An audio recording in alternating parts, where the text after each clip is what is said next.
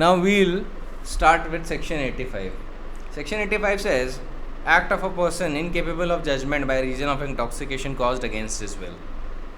Nothing is an offense which is done by a person who at the time of doing it is by reason of intoxication incapable of knowing the nature of his act, or that what he is doing is either wrong or contrary to law, provided that the thing which was intoxicated, the thing that which intoxicated him was administered to him without his knowledge or against his will. So the latter part is very important. See, इसमें एक part तो common मिलता है आपको section 84 से, incapacity to know the nature of the act or to know what is doing is either wrong or contrary to law, ये तो 84 से मिलता जुलता है इंग्रेडिएंट्स में. लेकिन जो इसका प्राइमरी इंग्रेडिएंट है वो ये है कि जो इंटॉक्सिकेशन है वो उसको एडमिनिस्ट्रेड होना चाहिए विदाउट हिज नॉलेज और अगेंस्ट हिज विल. तो अक्यूज्ड पर्सन अगर सेक्शन 85 का डिफेंस लेना चाहता है तो उसको कोर्ट को साबित करना पड़ेगा कि जो इंटॉक्सिकेशन उसको करवाया गया है वो उसकी विल के खिलाफ था और या उसकी नॉलेज के बिना कराया गया था. तो let us take an example कि there are two persons B and C who plan together to introduce intoxicating substance into the orange juice of A. A doesn't know about it. और तो A के orange juice में वो लोग क्या करते हैं, what they do is they mix LSD in it. No, not LSD. They mix amphetamines in it. Due to that, accused is in a deep intoxicating state. See, intoxication का मतलब ये नहीं कि शराब का नशा किसी भी चीज़ का हो सकता है जो इंटॉक्सिकेटिंग हो, वो एक ऐसा डिलीरियम इंट्रोड्यूस करे जिससे स्टेट ऑफ माइंड अक्यूज्ड की ऑल्टर हो जाए. तो हमारे एग्जांपल में ए जब वो अपना ऑरेंज जूस पीता है जिसमें बी और सी ने एम्फेटामाइंस मिला दिया है, लेट अस सपोज बी और सी ने प्रैंक के लिए मिलाया. A after drinking that goes into a murderous rage. He thinks everything around him is altered. He thinks they are people trying to kill him. And due to that, when B tries to calm down A actually murders B. तो तब जब trial हो रहा होगा तो A अगर ये demonstrate कर देता है कि पहली बात तो उसको इंटॉक्सिकेट किया था B और C ने without the will of A, ठीक है, ये पहला इंग्रेडिएंट 85 का. सेकेंड इंग्रेडिएंट क्या जो उसको साबित करना पड़ेगा वो ये है कि when he was under the influence of that intoxication, he was incapable of knowing the nature of his act or know what he is doing is either wrong or contrary to law. ये अगर prove हो गया तब वो 85 का defence ले लेगा. अब 84 और 85 में डिफरेंस ये है कि जो इनकैपेसिटी 84 में आती है वो अनसाउंडनेस ऑफ माइंड की वजह से आती है, ल्यूनेसी की वजह से आती है, इंटॉक्सिकेटिंग सब्सटेंस की वजह से नहीं आती. 85 में जो वो आती है एक तरीके की, ये भी एक ऐसी स्टेट है जहाँ पे a person is not under the influence of conscious mind. तो वहाँ पे भी उसको एक तरीके से एक इंटॉक्सिकेशन को भी एक स्टेट मानी जाती है अनसाउंड माइंड की ही. तो 85 भी जो है ना, 85 में भी a person who is influenced by intoxicating substance, if he is incapable of knowing the nature of his act or know what he is doing is either wrong or contrary to law, and if the intoxication was introduced to him without his will or without his knowledge, then in that situation he can take the defense of section 85. ठीक है, इसको कभी कभी temporary insanity भी कहा जाता है practical terms में, पर to be very honest academically ये बोलना ठीक नहीं होगा कि ये टेम्परेरी इंसैनिटी होता है. टेम्परेरी इंसैनिटी भी 84 में ही डील होगा. कई लोग इसको टेम्परेरी इंसैनिटी बुलाते हैं, and I think that is a wrong terminology to use when we are talking about section 85. Section 85 सिर्फ इंटॉक्सिकेशन के लिए होता है. वो अलग बात है कि उस इंटॉक्सिकेशन के दौरान जो ट्रीटमेंट होता है अक्यूज्ड पर्सन का, अगर 85 के इंग्रेडिएंट साबित हो गए तो वो वैसा ही ट्रीटमेंट होता है जैसा कि वो अनसाउंड माइंड का हो. वो अलग बात है. देखिए, अफेक्ट में चीज़ सेम है पर डेफिनेशन में चीज़ सेम नहीं है. अफेक्ट हो सकता है एक्विटल हो अगर उसने 85 का डिफेंस ले लिया, उसके एलिमेंट्स बहुत मिलते जुलते हैं 84 से, अनसाउंड ऑफ माइंड के पर्सन से, लेकिन ये दोनों सेक्शन सेम नहीं है. तो इसको कभी भी टेम्परेरी इंसैनिटी मत कहिएगा, जैसा कि कई लॉयर्स इसको कहते हैं कि 85 इंट्रोड्यूसेस अ टेम्परेरी इंसैनिटी. नहीं, even the lucid intervals of temporary insanity are to be dealt with under section 84। ठीक है, कोर्ट सिर्फ प्रैक्टिकली ये एक्सप्रेशन यूज़ करता है कि इसको कहा जा सकता है, मतलब हम इसको ट्रीट ऐसे करते हैं, वो एकेडमिकली होता नहीं है वैसा, क्योंकि दोनों टर्म्स की टर्मिनोलॉजीज अपनी अलग अलग हैं। ठीक है, तो जिससे कन्फ्यूजन ना हो जाए, so never use the word temporary insanity in the context of section 85 and 86। इसकी एक एक्सेप्शनल सिचुएशन है, मैं अभी आपको बताऊंगा। अब इसी के साथ 85 के साथ हम 86 को पढ़ते हैं। अभी तो आपने इनवॉलंटरी इंटॉक्सिकेशन देख लिया, ठीक है, अब आप वॉलंटरी इंटॉक्सिकेशन से डील करेंगे 86 में। अब 86 और 85 को साथ में पढ़ा जाता है। 86 कहता है offence requiring a particular intent और knowledge committed by one who is intoxicated. In the case where an act is done is not an offense unless done with a particular knowledge or intent. अगर कोई भी act ऐसी है वो तब तक offence अगर नहीं मानी जाती जब तक उसके लिए इंटेंशन या नॉलेज ना हो, तो a person who does that act in the state of intoxication shall be liable to be dealt with as if he had the same knowledge as he would have had if he had not been intoxicated, unless the thing which intoxicated him was administered to him without his knowledge or against his will. तो letter part तो यही कह रहा है कि अगर उसकी knowledge के बिना उसको इंटॉक्सिकेट किया गया है तो आप लाइबल नहीं होंगे, और वो डिफेंस जाएगा सेक्शन 85 में। लास्ट पार्ट भी उसी को रीइटरेट कर रहा है उस पोजीशन को। पर 86 प्राइमरली क्या कह रहा है? 86 प्राइमरली ये कह रहा है कि अगर कोई भी ऑफेंस इंटेंशन और नॉलेज रिक्वायर करता है और अगर कोई भी पर्सन वॉलंटरी इंटॉक्सिकेशन लेके वो एक्ट कमिट करता है, सो इन दैट सिचुएशन उसको सेम नॉलेज से इम्प्यूट करवाया जाएगा। तो आपको एक प्राइमरी डिफरेंस नोट करना है 86 के फर्स्ट पार्ट में और 86 के सेकेंड पार्ट में। अब 86 का फर्स्ट पार्ट कहता है in the case where an act is done is not an offense unless it requires with a particular knowledge or intention. पर latter part immediately क्या कहता है? Shall be liable to be dealt with as if he had the same knowledge. Legislature ने intent शब्द गायब कर दिया है यहाँ से। लेजिस्लेचर ने लास्ट में सिर्फ नॉलेज शब्द का यूज़ किया है, शुरुआत में उसने नॉलेज और इंटेंट लिखा, पर लैटर पार्ट में सिर्फ नॉलेज शब्द का यूज़ किया। इसका मतलब है अगर वॉलंटरी इंटॉक्सिकेशन आप करते हैं तो, और अगर आप इंटॉक्सिकेशन में इतनी डीप स्टेट में हैं कि you can not be said to be in your senses, तो ऐसी स्टेट में आपको सिर्फ नॉलेज इम्प्यूट की जाएगी, आपको इंटेंट नहीं इम्प्यूट किया जाएगा। अच्छा, आप सोच रहे होंगे कि नॉलेज और इंटेंट में क्यों डिफ्रेंशिएट किया? देखिए, जब भी कोई भी ऑफेंस इंटेंट या नॉलेज दोनों चीज़ों को अपने में इनकॉर्पोरेट करता है तो आपका आंसर सिंपल होता है।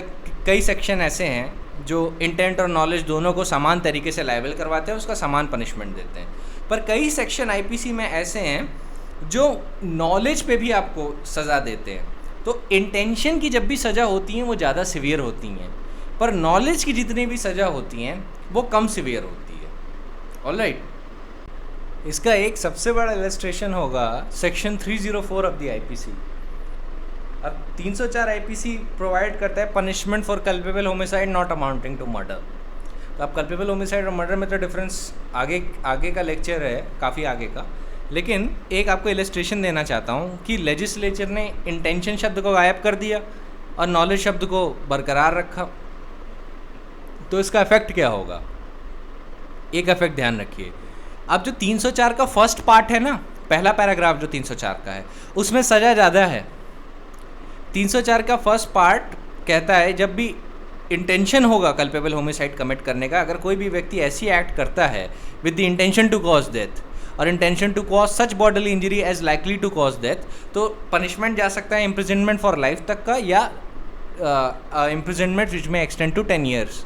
ठीक है, पर अगर ये देखा गया कि उसका इंटेंशन नहीं था डेथ कॉज करने का या intention to cause such bodily injury as is likely to cause death, उसके पास बस नॉलेज थी कि act is likely to cause death पर इंटेंशन नहीं, तो ऐसे केस में जो इम्प्रिजनमेंट है वो मैक्सिमम टू मैक्सिमम 10 साल तक एक्सटेंड हो सकता है या सिर्फ फाइन से भी पनिशेबल हो सकता है, या दोनों। ऑलराइट, तो ये ध्यान रखिएगा, नॉलेज पे सज़ा कम थी, तो ये कल्पेबल होमिसाइड इसका सबसे अच्छा इलस्ट्रेशन बनता है, इसको आप याद रखिएगा। ऑलराइट, क्योंकि अगर इंटेंशन होता तो 304 के फर्स्ट पार्ट में कन्विक्शन होता, इंटेंशन टू कॉज डेथ या intention to cause such bodily injury is likely to cause death, तो उसमें मैक्सिमम सज़ा इम्प्रिजनमेंट फॉर लाइफ है, और या 10 साल की सज़ा, और उसके साथ फाइन जुड़ा हुआ है, एंड फाइन, और फाइन नहीं है। लेकिन नॉलेज की जब बात आती है सेकेंड पार्ट ऑफ 304 में, तो उसमें लिखा है कि जो मैक्सिमम सज़ा जो जा सकती है वो 10 साल तक की है, या फाइन या दोनों, मतलब सिर्फ फाइन पे भी छोड़ा जा सकता है।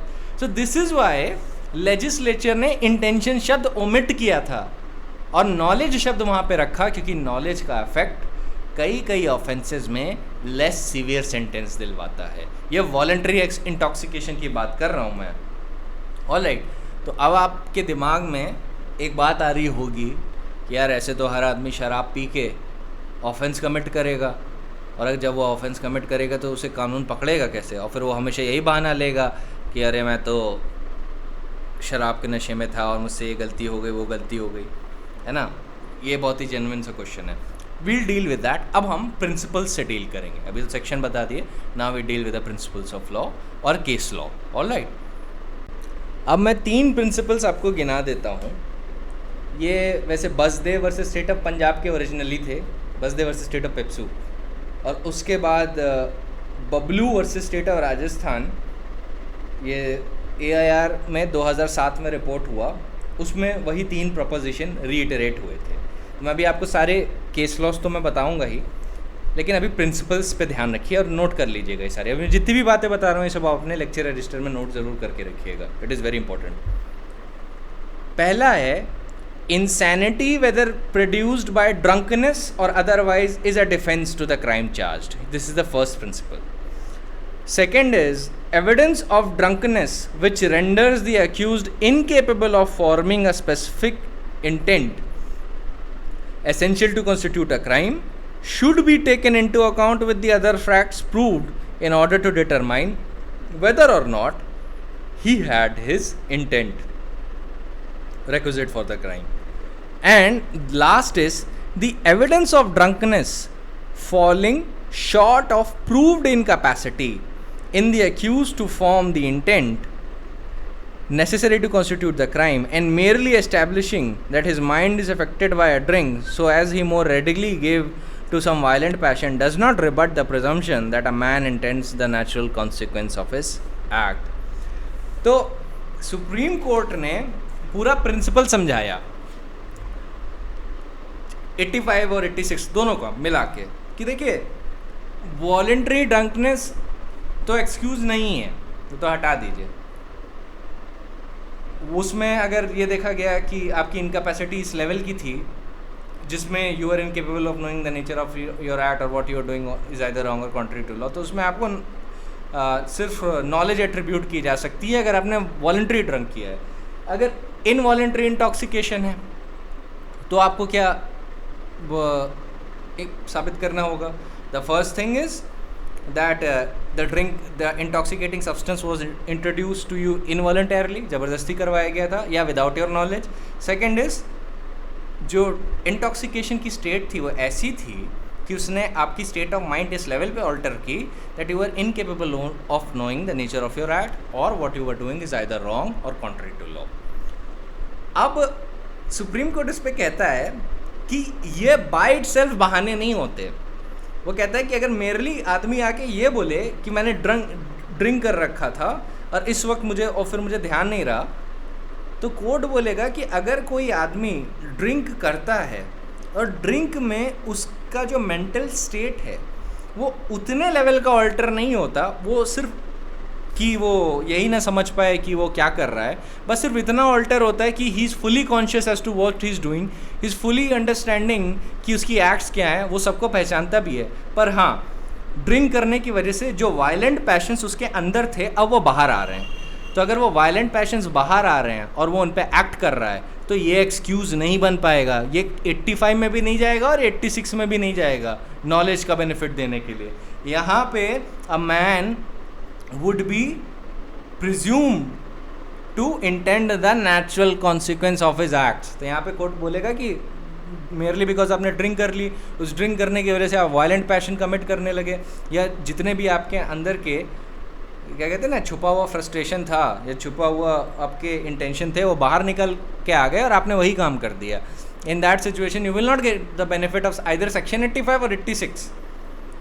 तो यहाँ पे आप एक इलस्ट्रेशन से समझिए, आप इलस्ट्रेशन से अच्छे से समझ पाएंगे। एक सिचुएशन इमेजिन करिए, there is a man, he hates his brother, खूब नफरत करता है वो अपने भाई से, लेट अस सपोज, और प्रॉपर्टी का डिस्प्यूट है। अब वो सोचता है कि उसका जो भाई है ना वो बड़ा खड़ूस है, वो पैसा देता नहीं है और वो उसकी पूरी प्रॉपर्टी हड़पना चाहता है या अपने हिस्से से ज़्यादा लेना चाहता है। तो एक दिन वो अपने दोस्तों के साथ बाहर जाता है और ड्रिंक करता है और फिर अपने दोस्तों को अपनी कहानी बताता है कि जो मेरा भाई है वो बहुत पैसे को लेके बहुत बुरा है, वो मेरी प्रॉपर्टी हड़पना चाहता है, वो सब फ्रस्ट्रेशन शेयर कर रहा होता है। उनमें से एक आदमी कह देता है कि यार रोज़ रोज़ की नोक झोंक से अच्छा है कि एक ही बार में ख़त्म कर दो मैटर। तो ये ड्रिंक कर रहे होते हैं, अब इनको पता नहीं उस स्टेटमेंट से क्या समझ में आता है, ये सोचते हैं कि सही कह रहे हो, आज ही मैं जाके ख़त्म कर देता हूँ। अब ध्यान रखिएगा, ये जो अब इंटेंशन बन रहा है ना उसका क्राइम करने का, ये ड्रिंक की वजह से वो और वायलेंट हो रहा है। लेकिन इसका मतलब ये नहीं कि उसको ये नहीं समझ में आ रहा वो क्या कर रहा है, उसको फुली पता है वो क्या कर रहा है। तो उसने ड्रिंक की, मान लीजिए 2 पैग उसने लगाए या 3 या 4 लगाए, ड्राइव किया, चला गया, फिर अपने भाई के पास पहुंचा और भाई को थ्रेटन करता है कि अगर प्रॉपर्टी में तुमने एक भी हिस्सा मांगा तो मैं तुम्हें जान से मार दूंगा। उसका भाई उससे लड़ता है, वो अपने जो ड्रंकर्ड था उसने पिस्टल निकाली और अपने भाई को गोली मार दी, भाई मर गया। अब फिर इनका नशा उतर गया उनके मरते ही। अब जब नशा उतरा तो ये अरेस्ट किए गए, अरेस्ट करके ये कोर्ट के सामने लाए गए। इवेंचुअली चार्जशीट गई, चार्जशीट के बाद चार्जेस फ्रेम हुए, चार्ज फ्रेमिंग के बाद ट्रायल शुरू हुआ।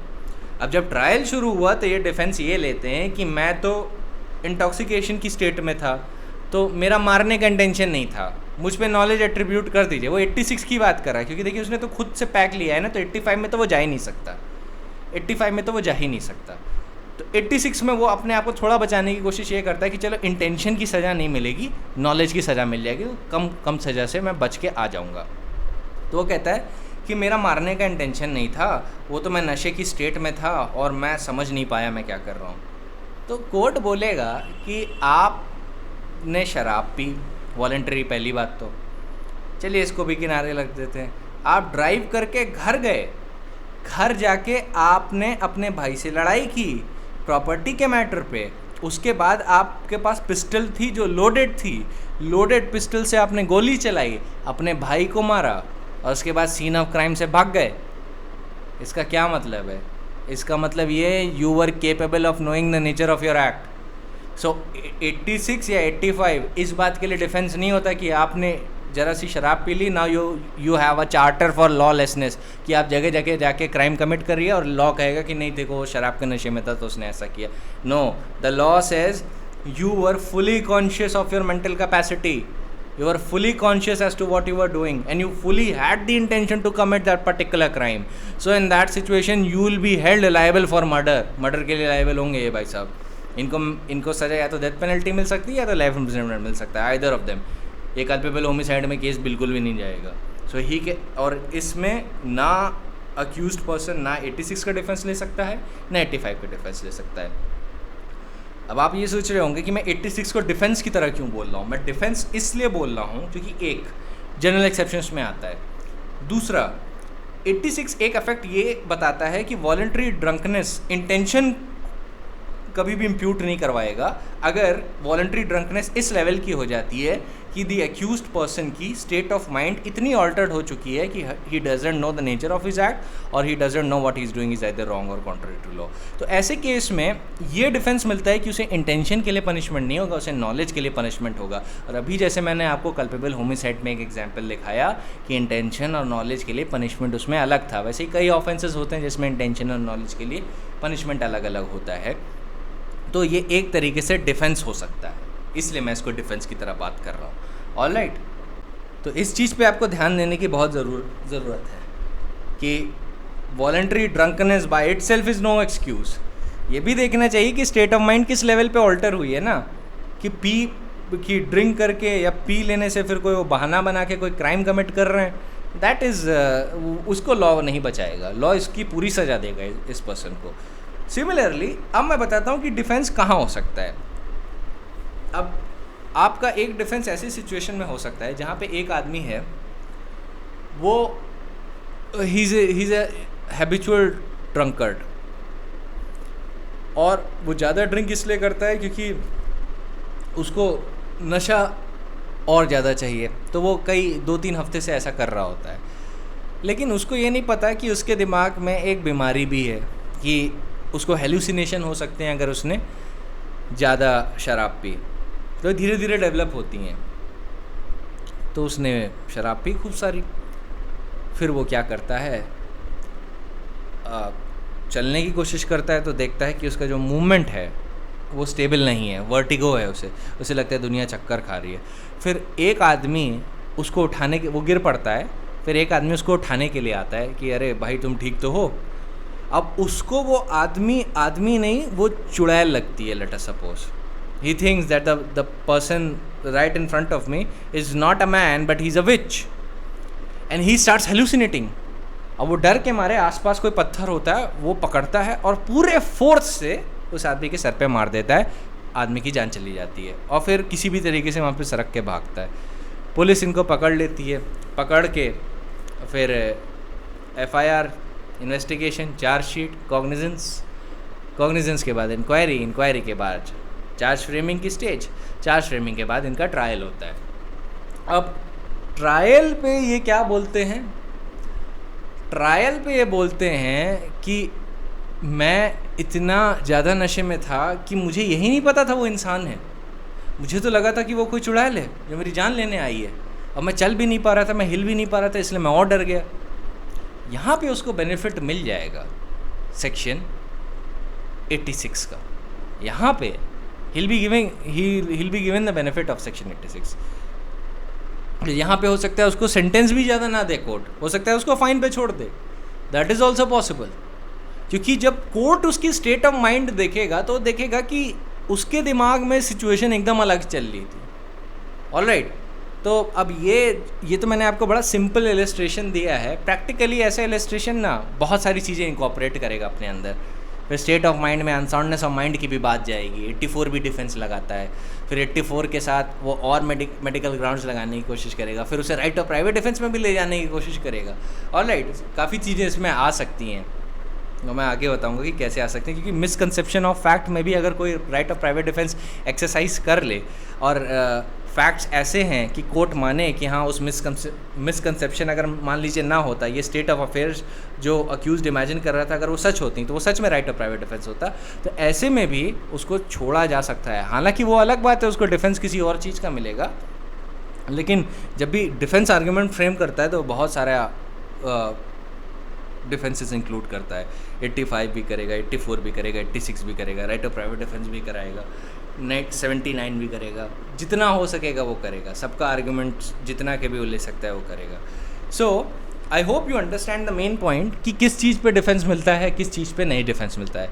85 का तो समझना बहुत आसान है क्योंकि उसमें इनवॉलंटरी ड्रंकनेस है ना। लेकिन अब 85 से एक ऐसा इलस्ट्रेशन सुनिए जिसमें बेनिफिट नहीं मिलेगा। मान लीजिए आदमी को उसकी मर्ज़ी के बिना शराब पिलाई जा रही है, उसको पता नहीं है कि वो शराब पी रहा है, पर मान लीजिए उसके दोस्तों ने प्रैंक करने के लिए मिला दिया है उसके ऑरेंज जूस में, वो ड्रिंक कर लेता है। अब उसको पता चल गया है कि उसको शराब पिलाई गई है और उसकी विल के बिना या उसकी नॉलेज के बिना पिलाई गई है। अब वो सोचता है अब ये मेरे पास अच्छा बहाना है, अब मैं इस बहाने से जाके कोई क्राइम कराता हूँ। तो वो भाई साहब सोचते हैं कि मैंने तो सेक्शन 85 पढ़ा है और उसमें तो मुझे डिफेंस मिल जाएगा, क्योंकि ये तो जो मुझे ड्रिंक पिलाई गई है ये तो बिल्कुल मेरी नॉलेज और विल के बिना पिलाई गई है। तो वो सोचते हैं it is a wonderful golden opportunity to commit a crime, and in furtherance of that he takes a revolver and he robs a particular person. Later he is caught and arrested. वो जाके defence ये लेते हैं कि मुझे मेरी मर्ज़ी के बिना शराब पिलाई गई थी तो मैं अपने सेंसेस में नहीं था। कोर्ट बोलेगा कि आगे का सेक्शन तो आप पढ़ लेते, ये सही बात है, इनवॉलंटरी ड्रंकनेस एक एक्सक्यूज़ हो सकता है, पर तब when you never knew the nature of your act or what you were doing was either wrong or contrary to law, आप fully conscious थे, आप पूरी तरीके से इंटॉक्सिकेशन के इन्फ्लुएंस में आए भी नहीं थे, इंटॉक्सिकेशन तो बड़ा माइनर था आपके दिमाग में, और ना आपकी ब्रेन की स्टेट इस लेवल पे ऑल्टर हुई थी जहाँ पे आप ये समझने लगे कि आपके आसपास जो लोग हैं वो अब लोग नहीं रहे, वो कुछ और हैं, या फिर आप हेल्यूसिनेट करने लगे। तो आपकी दिमाग की स्टेट कोई इतनी ऑल्टर नहीं हुई थी, you are fully conscious as to what you are doing, you are fully in your senses, even though your senses were a bit dulled due to the influence of the alcohol and its subsequent intoxicating influence that was introduced within your body. So here the accused person will not get the benefit of section 85 क्योंकि he was fully conscious as to what he was doing. तो ध्यान रखिएगा कि ये जो circumstances हैं 85 और 86 के टोटलिटी में काम करते हैं। ऐसा कभी भी नहीं हो सकता कि एक आदमी ये बोले कि मेरी मर्ज़ी के बिना मुझे इंटॉक्सिकेट किया गया, और ये ना बताए या ये साबित ना कर पाए कि he was incapacitated to know what he is doing is either wrong or contrary to law, or he was incapacitated to understand the nature of his act. अगर ये नहीं साबित कर पाया तो 85 का डिफेंस बिल्कुल भी नहीं मिल पाएगा। So merely involuntary intoxication excuse नहीं होता है। ऑलराइट, इस चीज़ का आप ध्यान रखिएगा। So I think these are very fairly simple to understand. मैं थोड़ा आपको एक इस पे लोकस क्लासिकस बताता हूँ। Now this is the case of directorate of public prosecution versus beard. It is a very classic case and it is based on section 85 and 86 and it comes in their context a lot. So what happened in this case? In this case, the accused person ravished a girl of 13 years of age, and in furtherance of the act of rape, he placed his hand upon her mouth and his thumb upon her throat.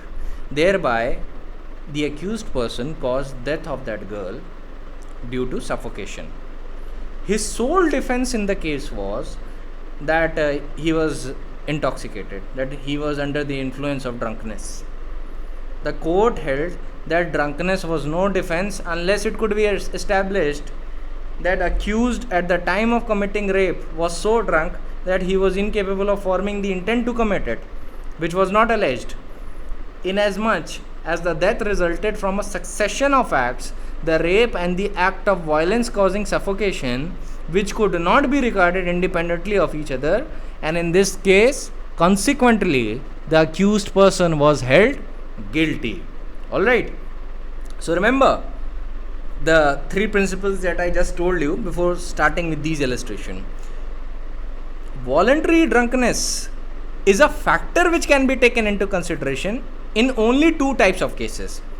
First is where a specific intent is an essential element of an offense charged, and evidence shows that the state of intoxication of the accused is such that he is incapable of forming the intent essential to constitute the crime. इस level की intoxication है कि court नहीं मान पा रहा कि जो लेवल ऑफ मेंटल कॉन्शियसनेस चाहिए कोई इंटेंट फॉर्म करने के लिए, because under an intent the mental faculties are roused into consciousness.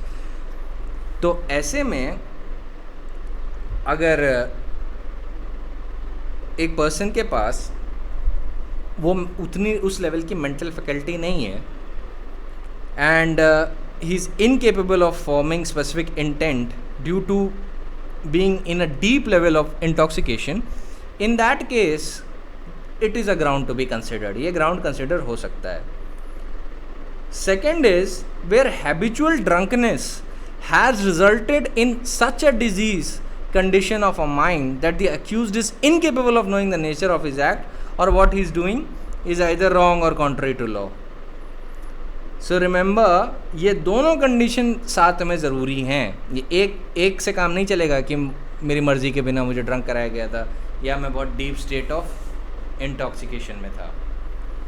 Second is where habitual drunkenness has resulted in such a diseased condition of mind that the accused is incapable of knowing the nature of his act or that he is doing is either wrong or contrary to law.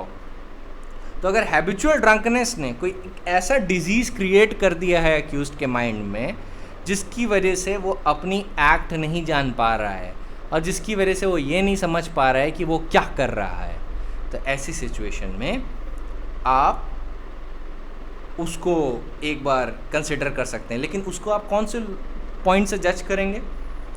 आप इसमें McNaughton rule से उसको जज करेंगे। मैंने याद है McNaughton rules या सेक्शन 84 बताते वक्त आपको एक अल्कोहलिक डिजीज़ की बात बताई थी जिसको डिलीरियम ट्रिमेंस कहते हैं, तो उसका ही एग्जाम्पल मैं दे रहा हूँ। ये डिलीरियम ट्रिमेंस की बात कर रहा हूँ। The most common example of an alcoholic disease that is produced due to habitual drunkenness where the accused person is incapable of knowing the nature of his act or what he is doing is either wrong or contrary to law, उसमें defence तब मिल सकता है जब delirium ट्रिमेंस जैसी बीमारी voluntary drunkenness से लगातार मिल गई हो, ठीक है। लेकिन आप उसको 84 के रूल के हिसाब से जज करेंगे। तो there was this case Basdev versus state of Pepsu, उसमें भी ये बात बोली गई थी that under the influence of delirium tremens which is produced by prolonged and habitual excessive drinking and it results in loss of faculty of reasoning or serious defect of reasoning, then in that situation accused can be entitled to a defense of an unsound mind. So always remember, insanity if it is produced by drunkenness or otherwise is a defense under an indirect crime charged. तो आपको अगर ये बात clearly नहीं समझ में आई कि delirium ट्रिमेंस को आप 84 में क्यों डील करेंगे, आप 86 या 85 में क्यों नहीं कर रहे? देखिए 86 और 85 में वॉलंटरी और इनवॉलंटरी ड्रंकनेस की बात की गई है, राइट। और अगर वॉलंटरी और इनवॉलंटरी ड्रंकनेस की जब उसमें बात की गई है तो you have to focus on one point कि जब भी मान लीजिए कोई केस जाएगा कोर्ट में और कोर्ट में जब डिफेंस एक प्ली लेगा और ये समझाएगा कोर्ट को कि accused person even though for long period of his life, throughout his life he was drinking consciously, he was drinking voluntarily, but due to that influence of alcohol he unknowingly created a disease, and that disease has led to a state of an unsound mind. तो उस unsoundness of mind की state को आप 84 से deal करते हैं, क्योंकि अब वॉलंटरी ड्रंकनेस की वजह से एक बीमारी बन गई है, क्योंकि अब बीमारी है, उस बीमारी से अनसाउंडनेस ऑफ माइंड होता है। तो और अनसाउंडनेस ऑफ माइंड पे को भी आप उसके पैरामीटर से जज करेंगे, incapacity to know the nature of the act or know what he is doing is either wrong or contrary to law, वो 84 में, ठीक है। क्योंकि आप एक बीमारी को जज कर रहे हैं, वो अलग बात है, वो बीमारी वॉलंटरी ड्रंकनेस से आई है। तो जनरली प्रोसिक्यूशन इस पे क्या कहता है, देखिए वॉलंटरी ड्रंकनेस कोई एक्सक्यूज़ नहीं है, तो अगर वॉलंटरी ड्रिंक करने से इन्होंने कोई बीमारी बना ली है तो उसके लिए भी इनको लायबल होना चाहिए, तो ऐसा नहीं है। तो कोर्ट ने उसको बोला है, तो ऐसे केस में अगर वॉलंटरी ड्रंकनेस है और कोर्ट ये जान लेता है कि इसकी वजह से एक बीमारी हो गई, इसका सबसे कॉमन एग्जांपल है डिलीरियम ट्रिमेंस, तो ऐसे केस में जो अक्यूज्ड पर्सन है उसको 85 या 86 के पैरामीटर से ना जज करके 84 के पैरामीटर से जज किया जाएगा अगर वॉलंटरी ड्रंकनेस की वजह से एक बीमारी आ गई है। ऑलराइट, इसलिए मैं कह रहा था, ये जो मैंने टेम्पररी इंसैनिटी की बात शुरुआत में बोली थी, ये इसी चीज़ों के कंटेक्स्ट में बोली थी कि कभी कभी क्या होता है, शराब की वजह से ऐसी बीमारियां भी जन्म ले लेती हैं।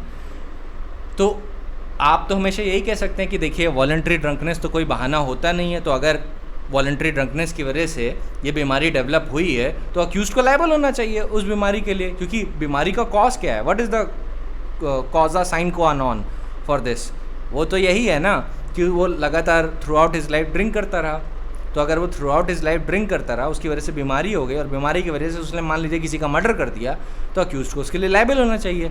कोर्ट कहता है ये इतना आसान नहीं है, नॉट क्वाइट, क्योंकि अगर बीमारी डेवलप हो गई और बीमारी ऐसी है जो इनकैपेसिटेट कर दे उसे नेचर ऑफ द एक्ट जानने से या इस बात से कि what he is doing is either wrong or contrary to law, तो इस केस में ये मैटर ना 85 का है ना 86 का है, ये मैटर 84 का है। Alright, so keep that in mind. अभी मैं आपको Basdev versus state of PEPSU के फैक्ट बताता हूँ, आपको और भी समझ में आएगा. So the case name is Basdev versus state of PEPSU, AIR 1956, Supreme Court, page number 488. What happened in this case?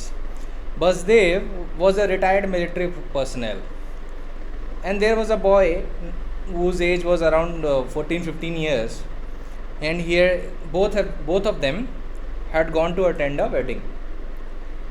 And during the wedding, Basdev actually boozed quite a lot.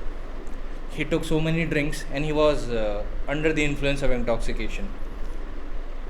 And a lot of time had passed. And due to that state of intoxication, he was quarreling a lot.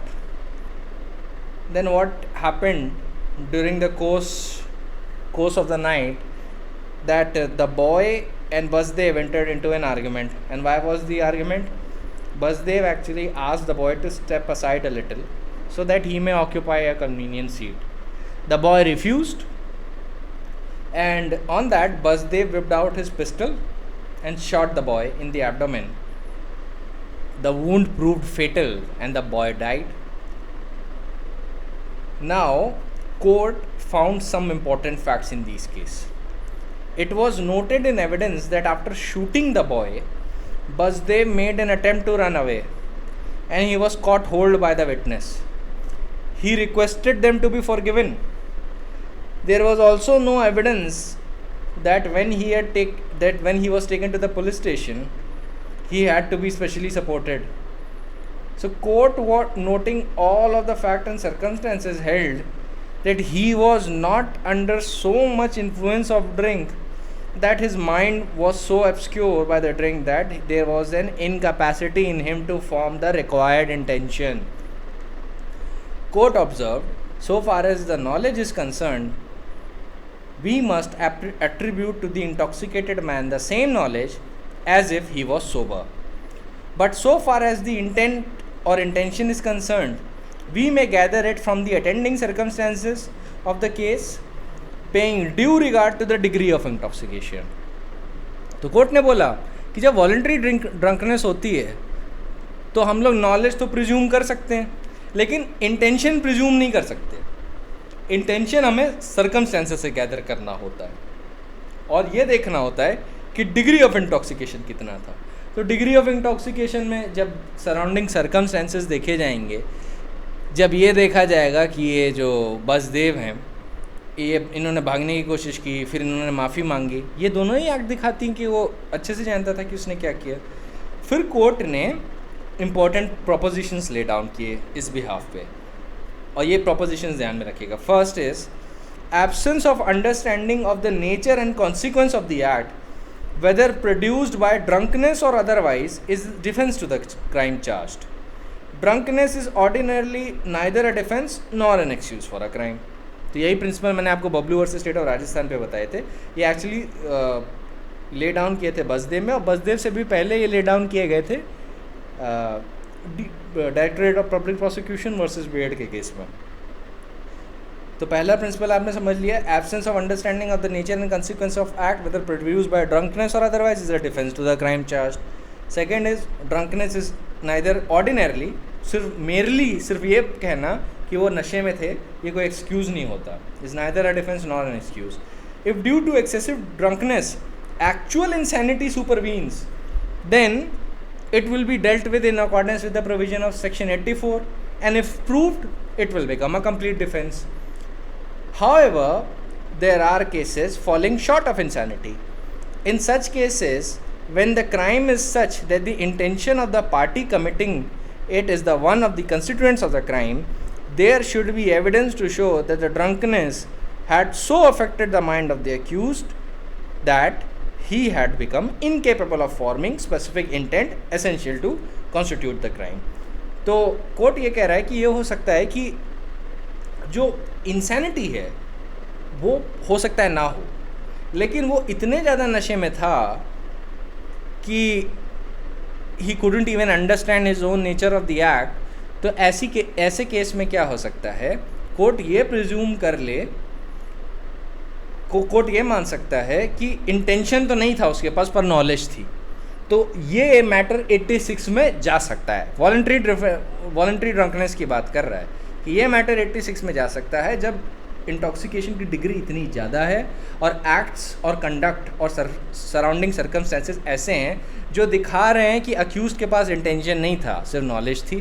तो ऐसे case में उसको knowledge की सज़ा तो दी जा सकती है पर इंटेंशन की नहीं। यही कल्पेबल होमिसाइड वाला इलस्ट्रेशन याद रखिएगा जो मैंने शुरुआत में आपको बताया।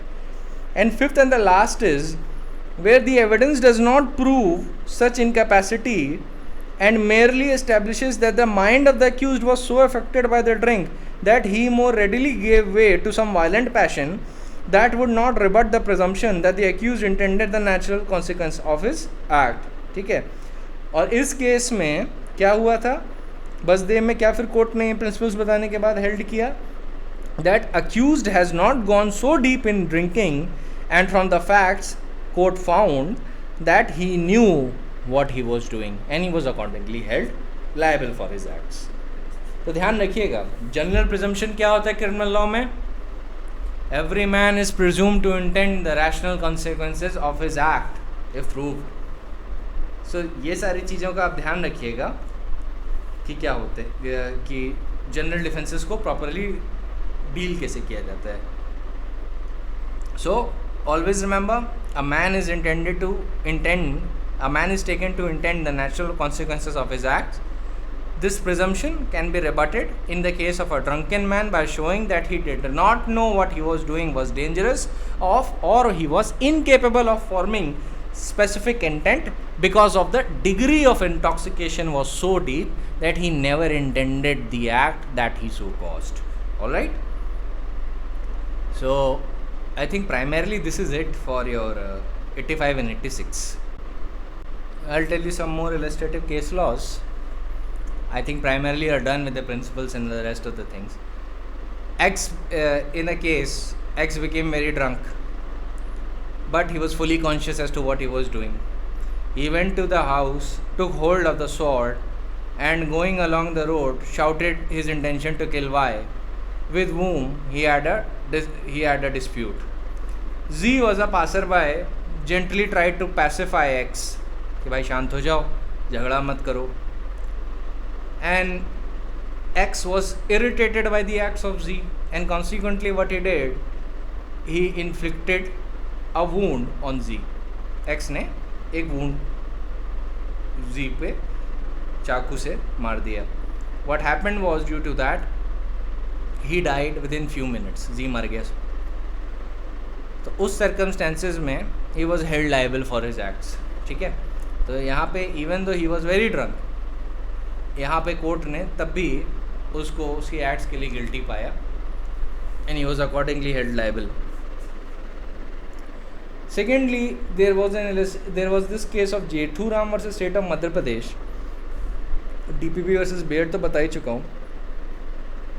इसमें accused drank liquor at the persuasion of his father to alleviate his pain and due to that he readily gave way to a violent passion.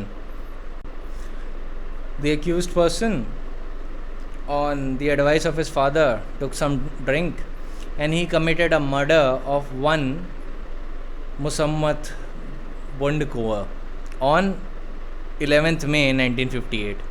Sessions judge actually convicted him. The High Court found, Madhya Pradesh High Court found that the accused had used axe for inflicting 6 injuries and a stick for the other 2. Out of 8 injuries, 4 were on the head। 4 injury जो उसने x से की थी वो उसके sir पे की थी, विक्टिम के सर पे मारी थी। तो ऐसे केस में हाई कोर्ट ने भी कन्विक्शन प्रॉपर पाया and he was accordingly held liable. Similarly there is this case of Sarathi versus state of MP। ये सिर्फ इलस्ट्रेटिव केसेस हैं, ये आपको समझाने के लिए हैं। ऑलराइट, ये केस अपने फैक्ट और सर्कमस्टेंसेस में पेक्यूलियर नेचर के थे।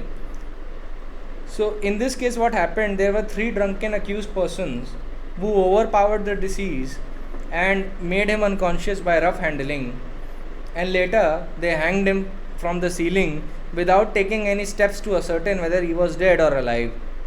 It was held that the recklessness and the gross negligence on the parts of the accused under the state of intoxication gave them only the benefit that they can be convicted for culpable homicide not amounting to murder instead of the offense of murder. They had the specific intent to cause grievous hurt up to the point of time when they roughly handled the accused, making him unconscious. Later their intent became dubious when they hanged the deceased. तो हुआ क्या कि ये जो 3 accused थे, इन्होंने मिल के disease पे हमला किया कि चलो इसको मिल के मारते हैं, because they were under the influence of intoxication. अब उसे पीट दिया, वो बेहोश हो गया, तो ये डर गए कि अरे तो मर गया. अब वो मरा नहीं था, वो सिर्फ बेहोश हुआ था. तो उन्होंने सोचा कि ऐसा करते हैं, इसको हैंग कर देते हैं, तो सबको लगेगा कि इसने फांसी लगा ली.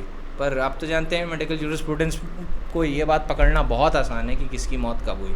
आई विल समटाइम्स टेल यू कि कैसे पकड़ते हैं. जब आदमी पहले मर चुका होता है ना, तो लंग्स में एयर नहीं होती. ऑलराइट, तो अगर आदमी पहले मर गया होगा तो आप उसको अगर लटका भी दोगे तो लंग्स में क्या कहते हैं, कोई भी वो साइन नहीं दिखाएगा कि एयर ली गई थी और या सफोकेशन से मरा, क्योंकि लंग्स रैपिडली एक्सपैंड और कॉन्ट्रैक्ट करती हैं in order to take more air, और बॉडी में बड़े वायलेंट रिएक्शन होते हैं. और सफोकेशन की वजह से कई लिगेचर मार्क्स भी बॉडी पे प्रेजेंट होते हैं जो ज़रूरी हैं ये पता लगाने के लिए कि व्यक्ति ने फांसी लगाई थी या नहीं. लेकिन अगर आदमी पहले से ही मरा है तो ऐसा एक भी साइन एब्सेंट होता है. और फिर एक्सटर्नल मार्क्स ऑफ इंजरी अगर पैर पे, मुंह पे, इधर उधर लगे हैं जो हैंगिंग में नहीं आते, तो वो सस्पिशियस हो जाता है और डॉक्टर्स आराम से इसे पकड़ लेते हैं. तो इन्होंने सोचा कि उसे हैंग कर देंगे और सबको ये लगेगा कि उसने फांसी लगा ली, और वो भाग गए. तो इन्होंने भी यही डिफेंस लिया था कि वो नशे की हालत में थे. तो कोर्ट ने ये बोला कि आपका इंटेंशन ग्रीवियस हर्ट का था, उसकी जान लेना नहीं था. लेकिन जब आपने अपनी नेग्लिजेंस में इस बात का ध्यान नहीं दिया कि वो मरा है या नहीं, और एविडेंस छुपाने के नाम पे आपने उसको लटका दिया दुनिया को दिखाने के लिए, तो हालांकि आपका इंटेंशन मर्डर का नहीं है तो मर्डर की सज़ा नहीं होगी, लेकिन आपका इंटेंशन कल्पेबल होमिसाइड का था और उसके लिए आप लायबल होंगे. इंटेंशन नहीं, sorry, knowledge of culpable homicide, and that person and these accused persons were held liable for committing culpable homicide under 304 of the IPC. तो नॉलेज एट्रीब्यूट कर दी गई थी इन लोगों को. ऑलराइट, आई थिंक ये वाला इलस्ट्रेशन कि फांसी पे लगा देने के बाद ये कैसे हो गया, ये आपको कल्पेबल होमिसाइड और उसमें ज़्यादा समझ में आएगा. क्योंकि देखिए, कल्पेबल होमिसाइड और मर्डर में सबसे जो डेफिनेटिव फैक्टर्स हैं, कई डिफरेंस होते हैं. जो नॉलेज और इंटेंशन जो मर्डर के लिए ज़रूरी है वो कल्पेबल होमिसाइड के लिए नहीं ज़रूरी नहीं होगा. मर्डर एक बड़ा स्पेसिफिक क्लॉज है with in culpable homicide. Culpable homicide is like a wider circle and murder is a circle with in a circle. Culpable homicide is the genus of which murder is a species. तो murder के लिए आपको कई factors prove करने पड़ते हैं. अगर वो सारे एब्सेंट हैं तो आप मर्डर का कन्विक्शन नहीं कर पाओगे. लेकिन कल्पेबल होमिसाइड के लिए जो इंटेंशन और नॉलेज प्रूव करना पड़ता है वो थोड़ा आसान डिग्री का है एज़ कम्पेयर टू मर्डर. तो ऐसी सिचुएशन में जब इन अक्यूज्ड पर्सन ने रेकलेसली एक्ट किया तो कोर्ट ने, even though they were under the influence of intoxication, लेकिन उनकी रेकलेस नेग्लिजेंस की वजह से जो जान गई, कोर्ट ने इनके ऊपर नॉलेज एट्रीब्यूट कर दी और बोला कि आपके पास नॉलेज थी उनको मारने की, और क्योंकि आपके पास वो नॉलेज थी, knowledge simpliciter which is required to under section 299 of the Indian penal code, तो ऐसे केस में कोर्ट ने माना कि they are liable for their acts, but they can not be convicted for murder. They should rather be convicted for section 304 of the IPC. Grievous hurt का तो intention उन्होंने पाया ही पाया था रिकॉर्ड पे. ये तो बोला था कि आप लोग का मारने का इंटेंशन, पीटने का इंटेंशन और ग्रीवियस हर्ट करने का इंटेंशन तो था ही. जब आपने तीनों ने मिलके उसको मारा और वो बेहोश हो गया, it means you had the requisite intention to grievously hurt that man, grievously hurt that deceased. तो उसके लिए तो आप लायबल होंगे इंटेंशन में, लेकिन आपको मारने का इंटेंट नहीं था, जान लेने का आपका इंटेंशन नहीं था. तो ऐसे केस में कोर्ट ने उनको कल्पेबल होमिसाइड का जो रिक्विजिट इंग्रेडिएंट होता है एक नॉलेज वाले क्लॉज में उनको दोषी पाया और उनको सज़ा दे दी उसी में. So they were actually held liable for 304 of the IPC, not for murder के लिए लायबल नहीं हुए थे. और इसी वजह से नॉलेज के लिए लायबल हो गए थे, क्योंकि देखिए जो कल्पेबल होमिसाइड के लिए जो नॉलेज चाहिए ना, वो थोड़ी आसान है as compared to that of a murder. Murder वाली नॉलेज बड़ी स्पेसिफिक है, imminent danger without just cause and excuse का क्लॉज है उसमें. लेकिन जो नॉलेज कल्पेबल होमिसाइड के लिए चाहिए, मैं अभी लमसन में मतलब बहुत शॉर्ट में बता रहा हूँ, है ये बहुत detailed discussion. When will start with the offences against human body, तो सबसे ज़्यादा टाइम मर्डर और कल्पेबल होमिसाइड पे जाएगा. तो जो कल्पेबल होमिसाइड के लिए जो नॉलेज चाहिए वो बस इतनी सी है कि the accused persons had a requisite knowledge that by their act there is a likelihood to cause death. So जो knowledge की जो requirement है under 299 of the IPC, that is fairly simple, and that is only to the level if the acts of the accused are of such a nature that it can be presumed that the accused person had a knowledge to cause death. Because 299 specifically speaks that along with the intention of causing or with the intention of causing such bodily injury as is likely to cause that, you keep that aside. On the last clause of 299 it says or with knowledge that he is likely by such act to cause death. तो अब जब इन तीन accused ने एक ऐसी act की कि आदमी को चढ़ा दिया फांसी पे, ये सोच के कि वो मर चुका है, और बस ये वो दिखाना चाहते थे कि वो जिंदा नहीं है, ये वो समझ रहे थे कि वो मर चुका है. लेकिन कोर्ट ने क्या बोला? कोर्ट ने तो यही बोला ना कि अगर आप ये समझ सकते थे, अगर आप ये तो कोशिश करते ये देखने की कि वो ज़िंदा है या नहीं, आपने पहले प्रिज्यूम कर लिया वो मर गया, तो ये तो ग्रोस नेग्लिजेंस है, और अगर वो ग्रोस नेग्लिजेंस है तो आप लायबल होंगे.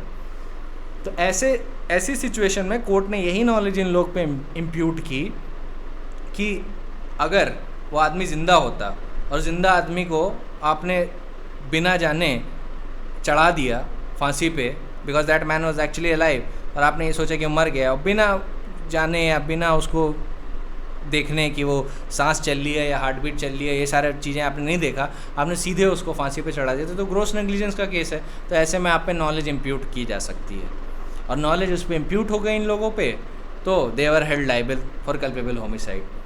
पर ध्यान रखिएगा, ये मर्डर वाली नॉलेज नहीं है, ये कल्पेबल होमिसाइड वाली नॉलेज है. All murders are culpable homicide, but not all culpable homicides are murders. ये बात याद रखिएगा. So now we can start with section 87. It says, nothing which is not intended to cause death or grievous hurt, and which is not known by the doer to be likely to cause death or grievous hurt, is an offence by the reason of any harm it may cause, or intended by the doer to cause to any person above the age of 18 years who has given his consent, whether express or implied, to suffer that harm, or by reason of any harm which it may be known by the doer to be likely to be caused to any such person who has consented to take that risk of harm. तो simply क्या कह रहा है section ये कह रहा है कि अगर 18 साल से ऊपर के किसी भी आदमी ने किसी ऐसी एक्ट के लिए कंसेंट दी है जिसमें ये जानकारी नहीं है कि वैसी एक्ट डेथ या ग्रीवियस हर्ट कॉज कर सकती है, तो अगर मान लीजिए उस एक्ट की वजह से कोई हार्म होता है, तो जिस व्यक्ति ने कंसेंट लेने के बाद वैसी एक्ट की है which has cause subsequently some harm, then he will not be held liable for his acts. ये टिपिकली इसको टेक्निकल डिफेंसेस में कहते हैं वॉलंटरी नॉन फिट इंजरिया. तो लेट अस सपोज आप मुझसे बोलें कि लेट अस आर्म रेसल, मैं आपसे आर्म रेसल करता हूँ, मुझे कोई जानकारी नहीं है कि आपके पास एक जेनेटिक कंडीशन है जहाँ पे आपका बाइसेप टेंडन कमज़ोर होता है, मैं आपसे आर्म रेसल करता हूँ, आपने कंसेंट दी, मैंने भी कंसेंट दी. Now what happens is due to that problem your bicep tendon snaps during the course of arm wrestling, then I am to be responsible for that act? Am I to be responsible that particular act? क्या मैंने वो act cause की? वो अलग बात है कि जो कॉजा साइन क्वा नॉन था, जो एसेंशियल कॉज था जिसके बिना आप बाइसेप टेंडन स्नैप ही ना करता, वो ये था कि अगर मैं आर्म रेसल ही ना करता. पर चूंकि मैंने आर्म रेसल किया और चूंकि आपने उसका कंसेंट दिया, तो ऐसी सिचुएशन में मुझे सेक्शन 87 का बेनिफिट मिल जाएगा, और कोर्ट मुझसे यही बोलेगा, और कोर्ट प्रोसिक्यूशन से यही बोलेगा, और मुझसे भी यही बोलेगा कि क्योंकि आप दोनों ने कंसेंट किया था इस एक्ट के लिए, और आप दोनों की उम्र 18 साल से ऊपर की है, तो ऐसी सिचुएशन में चूंकि ये act of arm wrestling is not intended to cause death और ग्रीवियस हर्ट, ना मेरा इंटेंशन था डेथ या ग्रीवियस हर्ट कॉज करने का, ना मेरा इंटेंशन था आपको कोई हार्म करने का। तो ऐसी सिचुएशन में I can not be held liable for an injury or harm that has been subsequently caused due to the act of arm wrestling. Alright, ये मैं सेक्शन का एक इलस्ट्रेटिव एग्जाम्पल मिक्स करके बता रहा हूँ। अब एक इलस्ट्रेशन लेजिस्लेचर ने भी दिया है, A and G agree to fence with each other for amusement. This agreement implies that the consent of each to suffer any harm which in the course of fencing may be caused without foul play, and if A while playing fairly hurts Z, A commits no offense। तो fencing क्या होती है? वो एक तरीके का combat sport होता है जिसमें दो अपोनेंट्स होते हैं ना, वो अपना एक स्वॉर्ड लेते हैं, से उसको सेबर कहते हैं स्वॉर्ड को, और वो आपस में तलवारबाजी करते हैं। It is a very sportive event and it is called a combat sport. तो मान लीजिए दो प्लेयर्स हैं, वो किसी कंपटीशन के लिए फेंसिंग कर रहे हैं। Let us suppose there is a prize amount of 25,000 और दोनों आपस में फेंसिंग करते हैं। और क्या होता है फेंसिंग के दौरान, even though all the precautions has been taken, sword जो होती है लग जाती है, it actually penetrates the armour and it hurts the person, एक इंजरी हो जाती है। तो क्या आप ये बोलेंगे कि ऐसे में जिस पर्सन ने एक्ट की है वो लाइबल हो जाएगा? The answer is no. वो इसलिए लाइबल नहीं है क्योंकि 87 कह रहा है कि आप दोनों ने अम्यूज़मेंट के लिए किया, आप दोनों ने कंपटीशन के लिए किया, आप लोग ने इस एक्ट के लिए कंसेंट दी है। तो चूंकि सारी प्रिकॉशंस देखी गई थी, चूंकि ये भी नहीं ऐसा भी कोई इंटेंशन रिकॉर्ड पे नहीं है कि accused person intended to cause death और ग्रीवियस हर्ट, और ना ही उसने कोई फॉल प्ले किया है, तो ऐसे में सेक्शन 87 का डिफेंस उसको मिल जाएगा and he will not be held liable, the accused person will not be held liable. Section 87 में सिर्फ दो प्रोपोजिशंस हैं। First is every person is the best judge of his interest.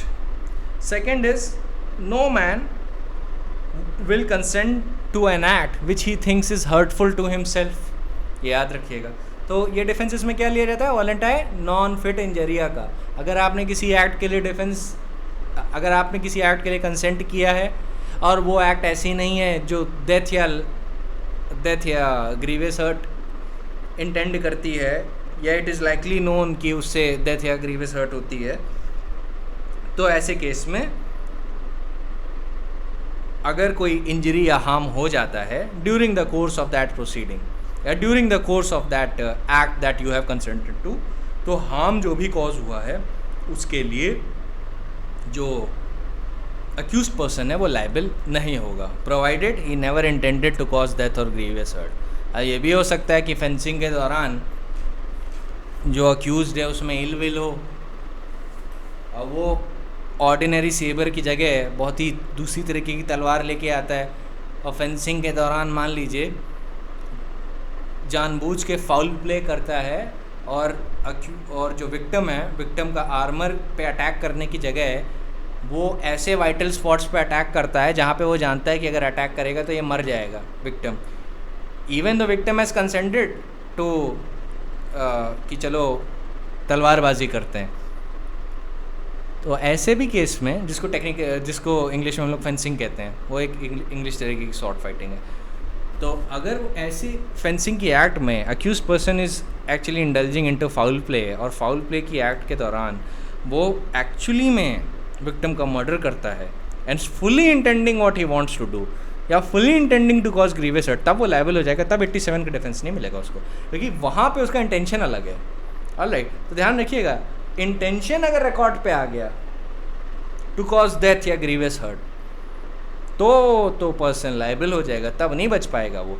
और उसके लिए कई सर्कमस्टेंसेस देखे जाते हैं, फाउल प्ले किस नेचर की एक्ट थी, कहाँ पे एक्ट की गई थी, ये सारी चीज़ें देखी जाती हैं। जैसे मान लीजिए दो बॉक्सर्स हैं, आपस में बॉक्सिंग कर रहे हैं, तो जनरली वो एक दूसरे की जान लेने के इंटेंशन से लड़ाई नहीं करते। तो अगर मान लीजिए एक बॉक्सर दूसरे बॉक्सर से चिढ़ता है, वो क्या करता है, फिर अपने ग्लव्स के अंदर ना आयरन के मेटल खूब लगा लेता है, क्योंकि वो जानता है अगर वो मेटल पहन के घूसा मारेगा तो अक्यूज्ड का जबड़ा टूटे आएगा, सॉरी विक्टिम का जबड़ा टूटे आएगा। तो फिर वो क्या करता है कि मैच के दौरान वो अपने ग्लव्स को खूब सारे आयरन से भर के लाता है और विक्टिम के मुंह पे मार देता है। विक्टिम ग्रीवियसली इंजर्ड हो जाता है। अब ऐसे में क्या बोला जा सकता है कि विक्टिम ने कंसेंट दी थी इस एक्ट के लिए? नहीं, विक्टिम ने बॉक्सिंग के लिए कंसेंट दी थी, बॉक्सिंग कॉम्पिटिटिव मैच के लिए कंसेंट दी थी और एक फेयर प्ले के लिए कंसेंट दी थी। इसलिए नहीं कि अगला आदमी आयरन भर के लिया या आयरन गॉन्टलेट पहन के आके उसका मुंह तोड़ दे, इसके लिए कंसेंट नहीं दी, तब 87 का बेनिफिट नहीं मिल पाएगा। ठीक है, तो इसलिए मैंने आपको पहले मैं स्कोप बताता हूँ, फिर मैं आपको रिस्ट्रिक्शन बताता हूँ, जिससे आपको दोनों चीज़ें क्लियर रहें कि कब बेनिफिट मिलेगा और कब बेनिफिट चला जाएगा। सिमिलरली लास्ट में एक और सिचुएशन दे देता हूँ जिसमें डिफेंस मिल जाएगा 87 का। क्रिकेट मैच हो रहा है, जो अक्यूज्ड पर्सन है वो बैट्समैन है, विक्टिम बॉलर है। बैट्समैन बॉल को इतनी ज़ोर से मारता है कि बॉलर के आई सॉकेट पे लग जाती है, जिससे वो ग्रीवियसली इंजर हो जाता है। बॉलर गुस्सा आ जाता है, प्रोसिक्यूट कर देता है बैट्समैन को। तो क्या बैट्समैन लायबल होगा इस एक्ट के लिए? नहीं, क्योंकि फाउल प्ले नहीं है।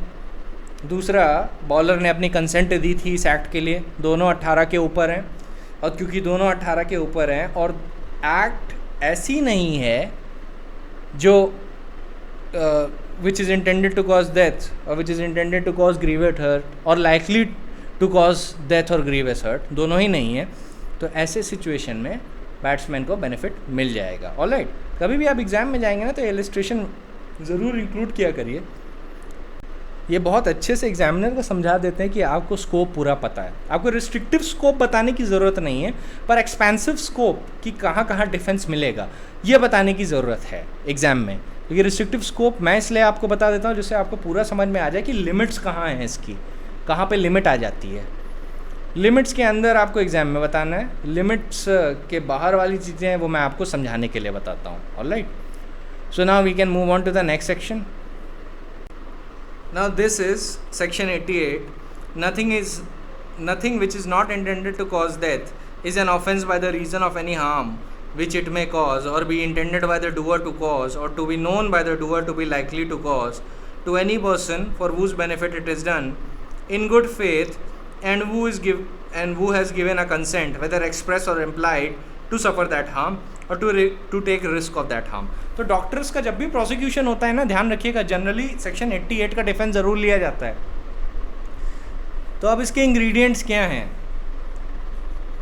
First is it should the act ऐसी नहीं होनी चाहिए जहाँ पे ये दिख जाए there was an intention to cause death. Death का इंटेंशन नहीं होनी चाहिए, ठीक है? या ऐसी कोई हरकत नहीं होनी चाहिए जिससे ये दिख जाए कोर्ट को कि द अक्यूज्ड पर्सन कोई ऐसी एक्ट करना चाह रहा है जिससे विक्टिम मर जाए। ऑलराइट, तो इंटेंशन टू कॉज डेथ पूरी तरीके से एब्सेंट होना चाहिए स्पॉट से, तभी आपको सेक्शन 88 का बेनिफिट मिल पाएगा। दूसरी सिचुएशन ये ज़रूरी है कि गुड फेथ होना चाहिए और आप जानते हैं गुड फेथ क्या है? Nothing can be said to be done in good faith unless it is done without due care and attention. तो ड्यू केयर एंड अटेंशन के बिना किया गया है, ग्रोस नेग्लिजेंस से किया गया है ना, तो 88 का बेनिफिट नहीं मिलेगा। सो गुड फेथ ज़रूर होना चाहिए। और तीसरी चीज़, एक्सप्रेस या इम्प्लाइड कंसेंट होनी चाहिए। तो अब हम मान लीजिए एक सर्जन है, अब सर्जन को ये बात पता है कि विक्टिम को, पेशेंट को एक बहुत भयानक बीमारी है और उसके पास सिर्फ 6 महीने हैं ज़िंदा रहने के लिए, पर उसके बचने का एक चांस है कि अगर वो ऑपरेशन करा ले तो वो बच सकता है, लेकिन ऑपरेशन भी इतना रिस्की है कि उसमें भी मरने के चांसेस बहुत ज़्यादा हैं। तो सर्जन के दिमाग में 2 चीज़ें आ रही हैं कि अगर मैंने उसका ऑपरेशन नहीं किया तो वो मर जाएगा 6 महीने के अंदर, अगर मैंने उसका ऑपरेशन किया तो उसके बचने के चांसेस हैं, पर उसके मरने के भी चांसेस उतने ही ज़्यादा हैं अगर ऑपरेशन फेल हो गया, क्योंकि ऑपरेशन बहुत कॉम्प्लेक्स है। तो ऐसी सिचुएशन में पेशेंट ने अगर कंसेंट दे दी कि डॉक्टर साहब मैं तो वैसे ही मर रहा हूँ, तो आप एक बार ट्राई कर लो, हो सकता है बच जाऊँ। सर्जन अपना पूरा 100% देता है, state of the art technology use करता है, पूरा अपना एफर्ट देता है पेशेंट को, और फिर बहुत लगन से ऑपरेशन परफॉर्म करता है, लेकिन पेशेंट बच नहीं पाता, पेशेंट मर जाता है।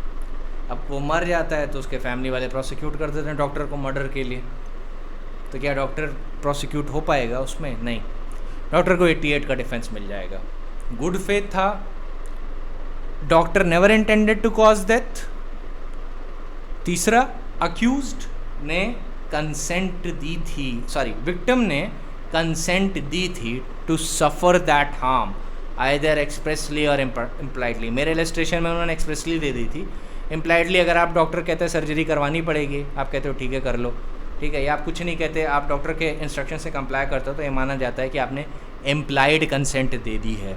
सिमिलरली वैसे इलस्ट्रेशन भी लेजिस्लेचर ने किया है। A surgeon knowing that a particular operation is likely to cause death of Z who suffers painful complaint but not intending to cause Z's death and intending in good faith for Z's benefit performs the operation on Z with Z's consent, A has committed no offense। मैंने तो आपको एक extreme example दिया।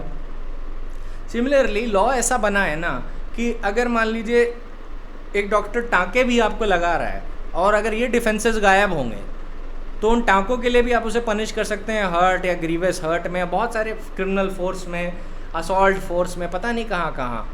IPC में तो ऐसे section इतने इस तरीके से डिफाइंड हैं कि कोई भी एक्ट कहीं भी की जाएगी तो वो ऑफेंस है। तो इसलिए आपको जनरल एक्सेप्शंस के साथ पढ़ना पड़ता है। अगर मान लीजिए जनरल एक्सेप्शन का यही सेक्शन आप हटा दीजिए तो डॉक्टर अगर आपको टाँका लगाएगा ना, या उसने ऑपरेशन करने के लिए कोई इंसिजन क्रिएट किया है, तो ऐसी सिचुएशन में डॉक्टर लायबल हो जाएगा ऑफेंस के लिए, क्योंकि सेक्शन 88 है ही नहीं वहाँ पे। इसीलिए सेक्शन 88 है वहाँ पे, ये सारी चीज़ों को बचाने के लिए, वरना कोई भी डॉक्टर कभी ज़िंदगी में ऑपरेशन नहीं करेगा। Alright, so that is why these sections are there and you must read all of the sections of the IPC with the chapter of general exceptions. ये सेक्शन 6 ऑफ द आईपीसी भी कहता है कि हमने offences तो define किए हैं, लेकिन आप उनकी जितने भी ऑफेंसेस की डेफिनेशन पढ़ेंगे उसको जनरल एक्सेप्शंस के साथ में पढ़ेंगे। Alright, so always remember that कि वाई दी सेक्शन एग्जिस्ट। अब ऐसे ही एक और सिचुएशन है, criminal liability of the doctors को भी मैं डील करूँगा। ऐसा मत समझ लीजिएगा डॉक्टर्स की क्रिमिनल लाइबिलिटी ही नहीं होती, वो होती है। वो टॉपिक 304A का है, 304A में उसे आराम से डील करेंगे और कल्पेबल होमिसाइड के चैप्टर में उसे आराम से डील करेंगे। पर अभी के लिए, अभी हम जनरल एक्सेप्शंस पढ़ रहे हैं तो अभी हम उनको लाइबल करना नहीं, अभी उनको बचाना सीखेंगे। पहले बचाना सीख लीजिए, फिर लाइबल करना सीखिएगा। जनरल एक्सेप्शंस में अभी आपको अक्यूज्ड पर्सन्स को बचाना सीखना है, अक्यूज्ड पर्सन को कन्विक्ट करना नहीं सीखना है। जनरल एक्सेप्शंस को डिफेंस के पॉइंट ऑफ व्यू से समझिए और प्रोसिक्यूशन के भी पॉइंट ऑफ व्यू से समझिए, पर only to favour your own case, ठीक है, जिससे आपको पूरा स्कोप पता हो जाए। फिर जैसे एक और सिचुएशन मान लीजिए, ऐसे अगर मान लीजिए कोई स्कूल मास्टर है, वो अपने स्टूडेंट को खूब डांटता है, एक थप्पड़ लगा देता है क्योंकि स्टूडेंट डिसिप्लिन में काम नहीं करता, डिसिप्लिन नहीं है, शैतानी करता है, एक थप्पड़ लगा देता है। तो क्या ये 323 का केस है? Answer is no. उसको सेक्शन 88 का बेनिफिट पता है क्यों मिलेगा? वो इसलिए मिलेगा क्योंकि मास्टर ने उसको थप्पड़ क्यों लगाया? वो इसलिए लगाया क्योंकि वो इनडिसिप्लिन करता था, तो उसकी लाइफ को बेटर करने के लिए कि भाई देखो इनडिसिप्लिन रहोगे, अभी बच्चे हो, अभी तो कोई कुछ नहीं कहेगा, यही एटीट्यूड बड़े होके रहेगा तो क्राइम करोगे। क्राइम करने के लिए क्या होता है? इनडिसिप्लिन फर्स्ट स्टेप होता है क्राइम करने का। इनडिसिप्लिन एग्रीवेट होती जाती है, एग्रीवेट होती जाती है, फिर क्राइम में बदल जाती है। तो अभी तो आप छोटे बच्चे हो तो आपको समझाना आसान है, मास्टर ने तो थप्पड़ लगा दी कि भाई कम से कम डर के तो रहेगा, कम से कम और औरों को गलत राह पे इंस्पायर तो नहीं करेगा, और फिर खुद भी सीख जाएगा तो अच्छा रहेगा। मान लीजिए उसके पेरेंट्स बड़े प्रोटेक्टिव हैं, उन्होंने कहा मास्टर साहब आपने मेरे बच्चे को थप्पड़ लगाया कैसे, हम तो आपको 323 आईपीसी में कन्विक्ट करा देंगे। हर्ट का केस लगा दिया, मैजिस्ट्रेट के पास जाके कंप्लेन कर दी, मैजिस्ट्रेट ने कंप्लेंट केस शुरू कर दिया, मास्टर साहब को धर लिया और बोला कि मास्टर साहब थप्पड़ क्यों लगाया बताइए। मास्टर साहब कहते हैं कि भाई मैंने तो गुड फेथ में लगाया, ऐसा ही बच्चा अगर यही शैतानी करता रहा, आगे जाके ये मान लीजिए क्रिमिनल बन गया, कुछ भी बन गया, तो क्या होगा? ये तो मेरी भी ड्यूटी है ना कि एजुकेशन के साथ साथ मैं उसका कैरेक्टर डेवलपमेंट भी करूं। कैरेक्टर डेवलपमेंट के लिए मुझे लगा कि इनडिसिप्लिन सिखाने के लिए, इनडिसिप्लिन हटाने के लिए बेस्ट स्टेप ये है कि एक थप्पड़ लगा दूँ। तो मैंने वो गुड फेथ में लगाया। मैंने इसलिए नहीं लगाया कि मैं उसको इंसल्ट करूँ या उसको मैं इंजर करूँ, मैंने इसलिए लगाया जिससे वो थोड़ा कुछ सीख सके। तो अब उनको 88 का बेनिफिट मिल जाएगा। That is why you don't see teachers in jail कि थप्पड़ लगा देते हैं हर बात पे, है ना हमारे क्लास में। वैसे तो अगर आईपीसी की डेफिनेशन ऐसे देखेंगे तो फिर आप पेरेंट्स को भी जेल में डाल सकते हैं। तो इसका मतलब ये थोड़ी ना है कि बचपन में पेरेंट्स ने अगर आपको मारा तो आप उसका बदला लेने के लिए उनको कहे कि अब तो मैंने लॉ पढ़ लिया है, 323 में हट था, अब मैं सबसे बदला लेता फिरूंगा। यहाँ 10 साल पहले जिस पीटी टीचर ने मुझे हॉल में रुकने के लिए मारा था, अब मैं इसका बदला लेता हूँ। ये ऐसे नहीं चलता। ये भी देखना होता है कि डिसिप्लिन इंस्टिल करने के हमारा इंटेंशन क्या था। अगर आपने किसी को हर्ट पहुंचा दी सिर्फ इसलिए कि भाई इस हर्ट से वो कुछ सीखेगा, इसलिए नहीं पहुंचाई है कि मैं आपको इंजर करना चाहता हूँ या मैं आपको हार्म करना चाहता हूँ, तो ऐसे केस में मास्टर को बेनिफिट मिल जाएगा। ऑलराइट। सिमिलरली मैं एक और केस बताता हूँ कि एक मास्टर हैं, वो क्या करते हैं, एक देख लेते हैं कि एक स्टूडेंट है, बड़ा शैतान है, वो हर दिन कुछ ना कुछ शैतानी करता है, एक थप्पड़ लगा देते हैं। अब वो स्टूडेंट डिप्रेशन में चला जाता है, एक दिन सुसाइड कर लेता है। ठीक है, एक दिन सुसाइड कर लेता है वो उसकी वजह से। और जब वो सुसाइड कर लेता है, उसके पेरेंट्स प्रोसिक्यूट कर देते हैं मास्टर को, कहते हैं कि आपकी वजह से सुसाइड कर लिया। तो प्रोसिक्यूट तो 100% होंगे, उससे नहीं बच पाएंगे, लेकिन डिफेंस क्या लेंगे? डिफेंस वो यही लेंगे कि मेरा उसको मारने का थोड़ी ना इंटेंशन था कि वो जान ले अपनी, वो तो मैंने उसकी लाइफ के बेनिफिट के लिए उसे ऐसा क्या कहते हैं उसमें डिसिप्लिन इंस्टिल करने के लिए उसको मारा था, उसकी जान लेने या उसे हार्म करने के लिए नहीं मारा था। तो यहाँ पे उसको 88 का बेनिफिट मिल जाएगा। लेकिन अब ये तो मैंने एक व्यू बता दिया, अब मैं आपको दूसरा व्यू बताता हूँ। अब लिमिट कहाँ है इसकी? अब ऐसे समझिए, एक मास्टर हैं जिनकी एक स्टूडेंट के पेरेंट्स से लड़ाई है, झगड़ा हो जाता है मान लीजिए किसी बात पे। अब वो पेरेंट्स से तो बदला निकाल नहीं सकता, पर वो जानते हैं स्टूडेंट उनकी क्लास में पढ़ता है, वो किसी ना किसी बहाने से उसको रोज़ मारते हैं। फिर एक दिन क्या होता है कि स्टूडेंट कैंटीन में बैठा है, वो स्टूडेंट के पास जाते हैं, उसको इतना मारते हैं कि स्टूडेंट की मौत हो जाती है हेमरेज से, इंटरनल ब्लीडिंग से। पेरेंट जब उसे प्रोसिक्यूट करेंगे तो अगर मास्टर साहब ने 88 का डिफेंस लिया ना कि ये तो मैंने डिसिप्लिन इंस्टिल करने के लिए किया था, तो इनको घंटा नहीं मिलेगा, इनको सीधे पनिशमेंट होगा अंडर 302 ऑफ द आईपीसी में, सीधा पनिशमेंट होगा। कैसे होगा? कोर्ट 3 चीज़ें देखेगा। पहली चीज़ the existence of an enmity, दूसरी चीज़ ये रेकरिंग कंडक्ट था मास्टर का कि वो लगातार मारते आ रहे थे, and that was a revenge beating in order to get back on the parent, कि भाई हम आपका तो कुछ नहीं कर सकते, आपके बच्चे का तो बहुत कुछ कर सकते हैं ना। इसलिए कैंटीन में जिस हिसाब से इंजरीज डिसीज्ड की बॉडी पे दी गई थी, उस हिसाब से दिख रहा था कि that the accused had no regard to the gentle frames body structure of a child, and he just kept on throwing blows upon blows with severe ferocity upon the rib cage of the child and on the face of the child, due to which hemorrhaging occurred and the child died due to the effect of these blows. And that is why the court will say that you are liable under 302 IPC. You cannot take the defense under section 88, and even if you do take the defense of section 88, that is denied to you, because you neither acted in good faith, neither there was a consent to this act, and through your acts you have shown that you intended to cause death. all right, ऐसे में ये सब liable हो जाएंगे। अब आप तुरंत मुझसे पूछेंगे कि अच्छा, अगर स्टूडेंट को थप्पड़ पहले जो इलस्ट्रेशन में जो मार रहे थे तो उसकी भी तो कंसेंट नहीं दी थी, एक्सप्रेस और इम्प्लाइड। कंसेंट देखिए चाइल्ड नहीं दे सकता, तभी मैं आपको बच्चे का एग्जांपल दे रहा हूँ।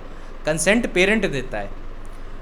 तो अगर पेरेंट चाइल्ड को किसी स्कूल में भेजता है तो एक इम्प्लाइड कंसेंट होती है कि आप इसे डिसिप्लिन भी सिखाइए रीजनेबल मीन्स के साथ। तो अगर टीचर स्केल से आपके हाथ पे 1-2 जड़ देती है डिसिप्लिन सिखाने के लिए, होमवर्क क्यों नहीं किया, क्लास वर्क क्यों नहीं किया, एसेट्रा, जैसे मैं बहुत मार खाता था बहुत ज़्यादा स्कूल में, ठीक है, तो क्योंकि मैं क्लास वर्क कुछ नहीं करता था, पढ़ता लिखता बिल्कुल भी नहीं था। तो मेरी जो टीचर्स थी, कई टीचर्स मुझे बहुत मारती थी, लेकिन जैसे हाथ पे स्केल पे मार देना, वो सारी चीज़ें ऑफेंसेस नहीं होती। Those are not offences, those are merely क्या कहते हैं, a method to instil discipline in me. हालांकि इस मेथड ने कोई डिसिप्लिन मेरे में कोई इंस्टिल नहीं की, लेकिन रिगार्डलेस ऑफ दैट ये एक मेथड्स होते हैं डिसिप्लिन देने के, कि आप में थोड़ा डिसिप्लिन आए। अब कुछ में वर्क कर जाती हैं, कुछ मेरे जैसे ढीठ होते हैं उनमें नहीं होती, तो सबको लेके एक अलग अलग मेथड होता है। तो क्या उन्होंने जब स्केल से जब वो मेरे हाथ पे मारती थी, तो क्या इसलिए मारती थी कि वो मुझे हर्ट करें, या इसलिए मारती थी कि वो मेरा नुकसान करे? नहीं, उनका इंटेंशन था कि जिससे मैं एक आइडियल पर्सन बनूं, फ्यूचर में जाके मैं पढ़ाई करूं।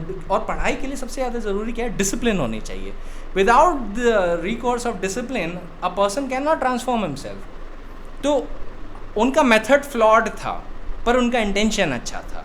तो उनका अगर प्रोसिक्यूशन होता तो उनको 88 का बेनिफिट मिल जाता, पर उनका प्रोसिक्यूशन तो हुआ नहीं, क्योंकि we were not that out of our senses. तो जब मेरे पेरेंट्स ने स्कूल में दाखिला करवाया था मेरा, तो उनका इंटेंशन यही था कि डिसिप्लिन भी इन भाई साहब में इंस्टिल करो, जो भी मीन्स पॉसिबल होता है। तो जितनी जनरेशन आप पीछे जाते जाएंगे ना, उतनी आपको भयानक स्टोरीज पिटाई की सुनने को मिलेगी कि मास्टर्स इतना मारते थे, ये करते थे, वो करते थे। अभी प्रेजेंट जनरेशन में इतना नहीं होता, पर पुरानी जनरेशन में बहुत ज़्यादा होता था। तो ये ध्यान रखिएगा कि ये सेक्शन क्यों है। प्राइमरली ये डॉक्टर्स के पॉइंट ऑफ व्यू से देखा जाता है, पर मैंने आपको एक टीचर के भी पॉइंट ऑफ व्यू से दिया गया। और ध्यान रखिएगा, यहाँ पे जब चाइल्ड को जब आप देते हैं ना स्कूल में, कंसेंट पेरेंट ने दी है। Alright, so understand that. Now we come to the next section, section 89। Nothing which is done in good faith for benefit of a person under 12 years of age or of unsound mind, by or by consent, either express or implied, of a guardian or other person having lawful charge of that person, is an offence by the reason of any harm which it may cause, or intended by the doer to cause, or to be known by the doer to be likely to cause to that person। तो पहली चीज़ आप समझ लीजिए opening paragraph में क्या है। अगर act good faith में की गई है किसी चाइल्ड के बेनिफिट के लिए, या किसी इंसेन पर्सन या अनसाउंड माइंड के पर्सन के बेनिफिट के लिए, और चाइल्ड की एज क्या है? 12 साल। तो यहाँ पे 12 साल मार्क कर लीजिए, प्रीलिम्स का बहुत पॉपुलर क्वेश्चन है। और अनसाउंड माइंड को भी मार्क कर लीजिए। अब कंसेंट क्या है? आइदर एक्सप्रेस और इम्प्लाइड। कंसेंट किसकी? गार्डियन की, या any person having lawful charge of that person. ठीक है, तो वो कौन सी चीज़ ऑफेंस नहीं होती? जो कोई भी हार्म करे, विच इज़ आइदर नोन और intended by the person who is inflicting the harm, but जो हार्म इन्फ्लिक्ट हुआ है वो गुड फेथ में उस पर्सन के बेनिफिट के लिए होना चाहिए। ठीक है, अब इस पर 3 राइडर्स हैं, 3 रिस्ट्रिक्शंस हैं। क्या है? पहली, that exception shall not extend to intentional causing of death. ये तो आपको आराम से समझ में आओगे कि इंटेंशनल डेथ के लिए तो कोई भी जनरल एक्सेप्शन नहीं चलेगा। Second is, exception shall not extend to doing anything which the person doing it knows to be likely to cause death for any purpose other than the preventing of death or grievous hurt or curing of any grievous disease or infirmity. Thirdly, this section shall not extend to voluntary causing of grievous hurt or to the attempting to cause grievous hurt unless it be for the purpose of preventing death or grievous hurt or for curing any grievous disease or infirmity. Fourthly, this exception shall not extend to any abatement of an offence committing of which offence it would not extend. ठीक है, तो मैं भी आपको समझाता हूँ 3 points हैं क्या। जो पहला प्रोवाइजो है वो इंटेंशनल कॉजिंग ऑफ डेथ को रिस्ट्रिक्ट करता है। तो 88, 87, 89 और 92 के बीच में एक लिंक कॉमन है कि इंटेंशनल कॉजिंग ऑफ डेथ को रिस्ट्रेंट किया गया है। ठीक है, आप इनमें से किसी भी सेक्शन में 89 में, 88 में, 92 में या 87 में भी ये कभी भी इंटेंशनल कॉजिंग ऑफ डेथ को जस्टिफाई नहीं कर पाएंगे। तो ये कॉमन लिंक है सबके बीच। दूसरा एक्सेप्शन मेरली बस इतनी सी बात करता है कि ये एक्सेप्शन उन ग्राउंड्स पे भी एग्जिस्ट नहीं करेगा जहाँ पे जहाँ पे इंटेंशनल कॉजिंग ऑफ डेथ है, या इट इज़ नोन कि एक्ट डेथ या लाइकली टू कॉज डेथ है, लेकिन उसका एक प्रोवाइजो क्लॉज ये बनाया गया है, वो सिर्फ इसलिए आप ऐसी एक्ट तभी कमिट कर सकते हैं व्हेन जब ये कंफर्म हो जाए कि वो एक्ट इसलिए की गई है टू प्रिवेंट डेथ और ग्रीवियस हर्ट और for curing any grievous hurt और इंजरी। तो बेसिकली सेकंड क्लॉज सिंपली इस बात को कहता है कि आप इंटेंशनल कॉजिंग ऑफ डेथ तो बिल्कुल ही नहीं कर सकते, आप कोई भी ऐसी एक्ट नहीं करेंगे which is likely to cause death or in which you have knowledge that it may cause death, ये दोनों ही काम नहीं करेंगे। तो लाइकलीहुड और नॉलेज दोनों को रिस्ट्रेंट कर रहा है, पर ये एक एक्सेप्शन कार्व आउट ये कर रहा है, सिंपली इतना सा एक्सेप्शन कार्व आउट कर रहा है कि आप तब ऐसी एक्ट कर सकते हैं where you have the knowledge that an act may cause death or you may commit an act which is likely to cause death. Intention to cause death नहीं है, पर एक्ट ऐसी है which may likely to cause death. तो उसके साथ जो आपका इंटेंशन कपल होना चाहिए कि आप ये एक्ट क्यों कर रहे हैं, आप इसलिए कर रहे हैं क्योंकि आपको एक ग्रीवियस हर्ट या डिजीज़ को क्योर करना है, जो आपने मान लीजिए अगर नहीं क्योर किया, इलस्ट्रेशन से के लिए ले लीजिए, नहीं क्योर किया तो विक्टिम की जान जा सकती है।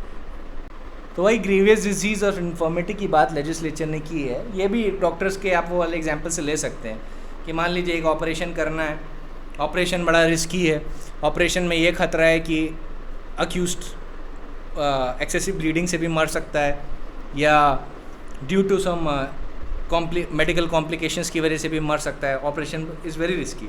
यहाँ पे डॉक्टर अगर उसकी जान बचाने के लिए ऑपरेशन करता है, even though he knows the act is likely to cause death and he has the knowledge that it may cause death, but he doesn't have intention to cause death. उसने operation सिर्फ इसलिए किया है क्योंकि अगर मैंने ये ऑपरेशन नहीं किया तो अक्यूज्ड की जान विक्टिम की जान कहाँ और जा सकती है, बीमारी इटसेल्फ से जा सकती है। तो अगर उसने जान बचाने के लिए ऑपरेशन किया है, even though there is a likelihood or there is knowledge that death may occur, तब भी ये सेकंड क्लॉज में फॉल करेगा and the doctor would not be liable for that. ठीक है, उस एक्ट के लिए, उस हार्म के लिए लायबल नहीं होगा। लेकिन 89 हम किसके पर्सपेक्टिव में पढ़ रहे हैं? A child under 12 years of age और एक ल्यूनेटिक या a person of unsound mind, उसके पर्सपेक्टिव में पढ़ना है। तो उसको इसके लिए उनको सबमिट करने की कंसेंट कौन देता है? उनको हॉस्पिटल में, अगर हॉस्पिटल का एग्जांपल ले लें तो उनको सबमिट करने का कंसेंट कौन दे रहा है वहाँ पे? गार्डियन या any person who has the lawful charge of them. Alright, similarly third clause भी ये बात करता है कि आप ग्रीवियस हर्ट के लिए भी एक्सेप्शन नहीं क्रिएट करेंगे। वो कह रहे हैं कि आप ये मत समझ लीजिएगा कि यहाँ पे हमने डेथ की बात की गई तो आप ग्रीवियस हर्ट कॉज करते हैं। आप ग्रीवियस हर्ट भी ज़बरदस्ती कॉज नहीं करेंगे, अनलेस ग्रीवियस हर्ट आप इसलिए कॉज कर रहे हैं क्योंकि आप क्या करते हैं, जो विक्टिम है, जो पेशेंट है, उसकी जान बचाने के लिए अगर आप ग्रीवियस हर्ट कॉज करते हैं या किसी डेडली डिजीज़ को क्योर करने के लिए ग्रीवियस हर्ट कॉज करते हैं तो आप प्रोटेक्टेड हैं सेक्शन 89 में। ठीक है, 89 ध्यान रखिएगा किसके पर्सपेक्टिव में बोला जा रहा है? 12 साल से कम उम्र के बच्चे या अनसाउंड माइंड के पर्सन्स के पर्सपेक्टिव में बोला जा रहा है, क्योंकि वो लोग खुद कंसेंट नहीं दे सकते। अगर यहाँ पे एक अडल्ट सेन पर्सन कंसेंट दे रहा होता तो उसकी कंसेंट आप कौन से प्रोविजन से जज करते?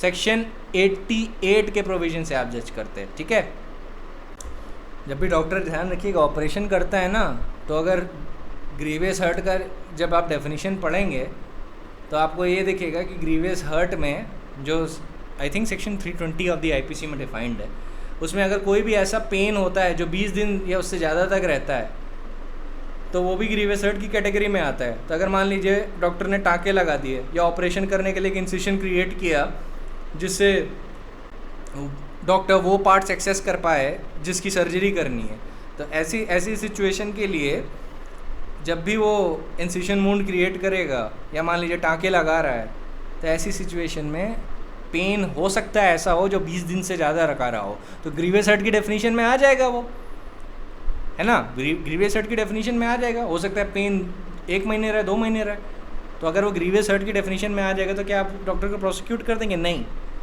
क्योंकि वो कौन से क्लॉज में फॉल करेगा, वो थर्ड के क्लॉज में फॉल करेगा। वहाँ वो ये कह रहा है कि अगर किसी ग्रीवियस डिजीज़ को हटाने के लिए या किसी ग्रीवियस इन्फॉर्मिटी को रोकने के लिए अगर आपने ग्रीवियस हर्ट की है तो यू आर प्रोटेक्टेड। लेकिन आपका इंटेंशन सिर्फ ग्रीवियस हर्ट करने का है और उसका किसी डिजीज़ और या बाकी चीज़ों से लेना देना नहीं है, देन यू आर लायबल, तब 89 का डिफेंस नहीं ले पाएंगे। तो अगर मान लीजिए डॉक्टर ज़बरदस्ती किसी चाइल्ड को एक वुंड दे देता है पैर पे जस्ट आउट ऑफ मैलिस, उसका कोई इंटेंशन नहीं है कि इसको कोई ग्रीवियस हर्ट है या डिजीज़ है, या उसका कोई इंटेंशन ये भी नहीं कि वो उस चाइल्ड की जान बचाना चाहता है, वो बस एक वुंड दे देता है नाइफ से उसके पैर पे, चाइल्ड के पैर पे, तो ऐसे में वो लायबल होगा doctor? Of course he will be liable. तो अगर वो ये बोलने की कोशिश करेगा कि मैंने तो ये वुंड सिर्फ इसलिए क्रिएट किया because I wanted to prevent death और grievous hurt and I wanted to cure grievous disease or infirmity which afflicted the child, इसका बेनिफिट डॉक्टर नहीं ले पाएगा, doctor would be held liable. ठीक है, क्योंकि वहाँ पे सर्कमस्टेंसेस ये नहीं दिखा रहे कि जो जो डॉक्टर है, डॉक्टर का इंटेंशन ये है कि वो गुड फेथ में चाइल्ड की जान बचाना चाह रहा है और जो उसने ग्रीवियस हर्ट जो कॉज की है उसका पर्पस है टू प्रिवेंट डेथ और ग्रीवियस हर्ट, या उसका पर्पस है to cure grievous disease or infirmity.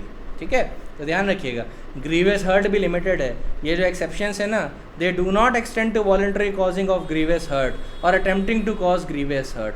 तभी क्योर्ड हैं, तभी प्रोटेक्टेड हैं डॉक्टर्स जब it is for the purpose of preventing death और ग्रीवियस हर्ट और for curing grievous disease or infirmity.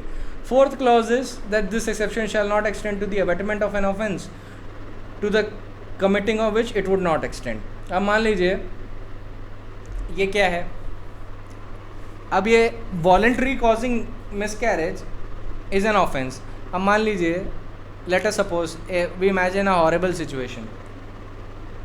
A minor child has conceived and due to that conception she is now pregnant. Now her parents take her to a doctor and they are looking for an advice as to what to do in this situation. So suppose for a moment that a doctor suggests in contravention to the termination of pregnancy act, उन सब के clauses के contravention में वो suggest करता है कि ऐसा करते हैं कि लड़की का मिसकैरेज करवा देते हैं और वो वॉलंटरली एक ऐसा सब्सटेंस इंट्रोड्यूस करता है which causes miscarriage of the woman of the child in this case, of the minor child in this case. So in this situation also the doctor would be held liable, क्योंकि ये independent offence commit कर रहे हैं भाई साहब. If you look at section 312 of the IPC, you will found that causing miscarriage is an offence. But there is this termination of pregnancy act. उसमें कुछ provisions दिए गए हैं जिसमें आप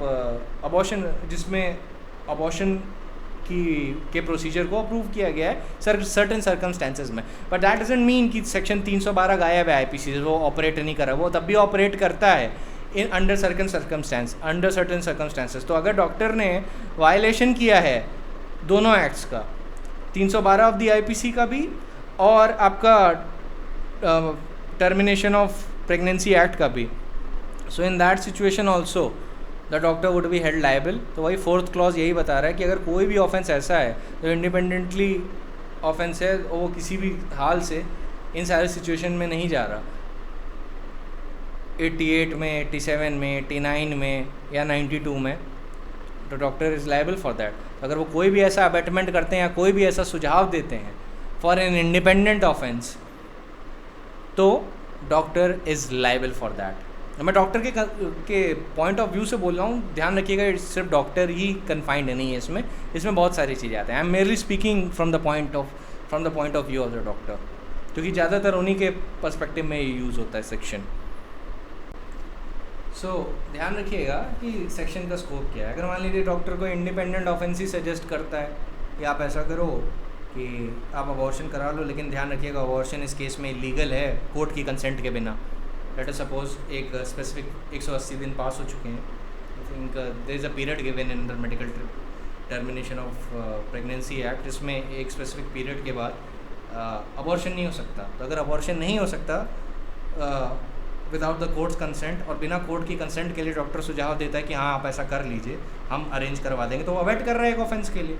अगर वो अबेट कर रहा है और वो अबेटमेंट पे ऑफेंस हो जाता है, दैट पर्सन इज़ लाइबल। ध्यान रखिएगा, अबेटमेंट के लिए ऑफेंस कमिट होना ज़रूरी नहीं है, पर अबेटमेंट इटसेल्फ पे लाइबल हो जाएगा पर्सन। तो ऐसे में डॉक्टर पे कौन सी सज़ा लग जाएगी? डॉक्टर पे सज़ा इस बात की लग सकती है, अबेटमेंट टू कॉज मिसकैरेज के क्लॉज में वो के सेक्शन में वो पनिश हो सकते हैं। तो वो रीड कैसे किया जाएगा, वो सेक्शन कैसे किया? अलग से तो कोई सेक्शन नहीं है अबेटमेंट टू कॉज मिसकैरेज का, वो रीड ऐसे किया जाएगा 312 read with 109 of the IPC, ऐसे रीड किया जाता है। Alright, 312 read with 109 of the IPC। अभी तो डॉक्टर के पॉइंट ऑफ व्यू से बात कर लिया, अब corporal punishment to a child के पॉइंट ऑफ व्यू से बात कर लूँ। अगर टीचर अगर इन्फ्लिक्ट करता है, अभी मैंने आपको बताया क्या होता है उसमें। ऐसे ये केस है M Natesan versus state of M Natesan versus state of Madras में। ये रिपोर्ट किया गया था 1962 AIR में, page number 216, Madras high court का केस है। इसमें क्या हुआ कि लड़के ने फॉर्ज सिग्नेचर अपने टीचर को दिए, तो वो नाराज़ हो गया, टीचर ने दो डंडे लगा दिए। चाइल्ड रोया नहीं इस बात पे, तो उसके बाद उसने पूछा कि तुम रो क्यों नहीं रहे हो, उसने कोई जवाब नहीं दिया, तो उसको 2 डंडे और लगाए। रिजल्ट इन इंजरीज़ का रिजल्ट क्या था कि हर्ट कमिट हो गई, बाद में टीचर पर प्रोसिक्यूट कर दिया गया। मद्रास हाई कोर्ट ने क्या कहा कि it can not be denied that having regard to the peculiar position of a school teacher, he must in the nature of the things have the authority to enforce discipline and correct a pupil put in his charge. To deny that authority would amount to denial of all that is desirable and necessary for the welfare, discipline and the education of the pupil concerned. It can therefore be assumed that when a parent entrusted a child to a teacher, he on his behalf has implied consent for the teacher to exercise over the pupil such authority of instilling discipline. तो he is protected for causing hurt, उसको benefit मिल गया था। Similarly एक ऐसा ही एक और case है के Abdul Wahid versus state of Kerala. यहाँ पे भी यही सवाल उठा था कि a school teacher beats a student with a cane who created a commotion in the school or showed disobedience to the rules, whether he could have been proceeded against under the provision of IPC। तो court ने ये पाया कि teacher has acted with in the exception conferred on him under section 88 of the IPC। इसमें 88 का benefit मिला था। अभी मैंने आपको एक केस 88 के पॉइंट ऑफ व्यू से बताया था, तो इसमें ध्यान लीजिए 88, 89 ये सारी चीज़ें ओवरलैप करती जाती हैं। चाइल्ड के बेनिफिट में है या नहीं है, ये तो फैक्ट और सर्कमस्टेंसेस बताएंगे। तो मैंने आपको लिमिट्स बता दिया, स्कोप बता दिया और काफ़ी कुछ चीज़ें बता दी। एग्जाम के पॉइंट ऑफ व्यू से आपको कितना याद रखना है? एग्जाम के पॉइंट ऑफ व्यू से आपको सिर्फ सेक्शन याद रखना है और एक इलस्ट्रेशन याद रखना है, इससे ज़्यादा नहीं, कुछ याद नहीं रखना। अगर जुडिशरी के एग्ज़ाम के लिए तैयारी कर रहे हैं, अगर प्रैक्टिस के लिए तैयारी कर रहे हैं, तो अभी तक जितना मैंने सब बताया आपको सब ध्यान में रखना है। You can not afford to skip even one thing. Exam के पॉइंट ऑफ व्यू से ये सारे सेक्शन डिटेल में ज़्यादा नहीं आते। दिल्ली जुडिशरी में जो लोग दिल्ली जुडिशरी की तैयारी कर रहे हैं, उनको जितना अभी तक मैंने सारा बताया वो सारा चीज़ ध्यान में रखना है। सेक्शन और इलस्ट्रेशन के अलॉन्ग में प्रिंसिपल्स भी ध्यान में रखने हैं। 85 और 86 बहुत इंपॉर्टेंट है, उसमें आपको केस लॉ और बाकी चीज़ें ध्यान में रखनी है, सारी याद होनी चाहिए। और आई थिंक प्रैक्टिस के पॉइंट ऑफ व्यू से तो ये सारा ही इंपॉर्टेंट है, इसमें कुछ भी आप स्किप नहीं कर सकते। जो लोग जनरली प्रैक्टिस में जाना चाहते हैं उनके लिए तो लगभग हर चीज़ अनस्किपेबल है, लेकिन जो लोग एग्जामिनेशन की तैयारी करना चाहते हैं उनको मैं ये बता दूं कि वो सिर्फ सेक्शन, इलस्ट्रेशन और केस लॉ पे फोकस करें, उनको ज़्यादा और कुछ बताने की ज़रूरत नहीं। They don't need to dwell much upon it. हाँ, दिल्ली की तैयारी करेंगे तो दिल्ली की तैयारी में आपको ये चीज़ें बहुत डिटेल में समझना है। जैसे कि अभी मैंने आपको स्कोप बताया, लिमिटेशंस बताई, तो ये आपको स्कोप और लिमिटेशंस को ध्यान में रखना है, क्योंकि दिल्ली जुडिशियल्स में जब भी क्वेश्चन आएगा ना, तो वो आपका एप्रिसिएशन चेक करता है कि आप कितने अच्छे से फैक्ट समझते हो। तो इसीलिए मैंने आपको स्कोप के साथ लिमिटेशन भी बताई। आपको दिल्ली के अलावा आप कोई भी एग्ज़ाम दे रहे हो, आपको वहाँ पे लिमिटेशन बताने की ज़रूरत नहीं है, आपको वहाँ पे सिर्फ स्कोप बताना है, सेक्शन बताना है, इंटेंशन और वो बताना है, क्या कहते हैं, एक इलस्ट्रेशन दे दीजिए, दैट्स इट। 1.5-2 पेजों में आपका काम हो जाएगा, डिपेंडिंग कि कितने वर्ड्स का आंसर देना है या एग्जामिनर ने कितने मार्क्स का आंसर पूछा है, उसके बेसिस पे डिसाइड करके आप बताएंगे। Alright, so we are done for today. Tomorrow will continue, I think will start with right of private defence tomorrow. तो राइट ऑफ प्राइवेट डिफेंस हमारा कल से स्टार्ट हो जाएगा और I think it will take 2 or 3 days to complete it. Right of private defence के बाद will do attempt, फिर हम थोड़े थोड़े इंपॉर्टेंट सेक्शंस करेंगे, then will immediately come to offenses against the human body and offenses against the property, and then we are done with IPC. All right, so that's it for today.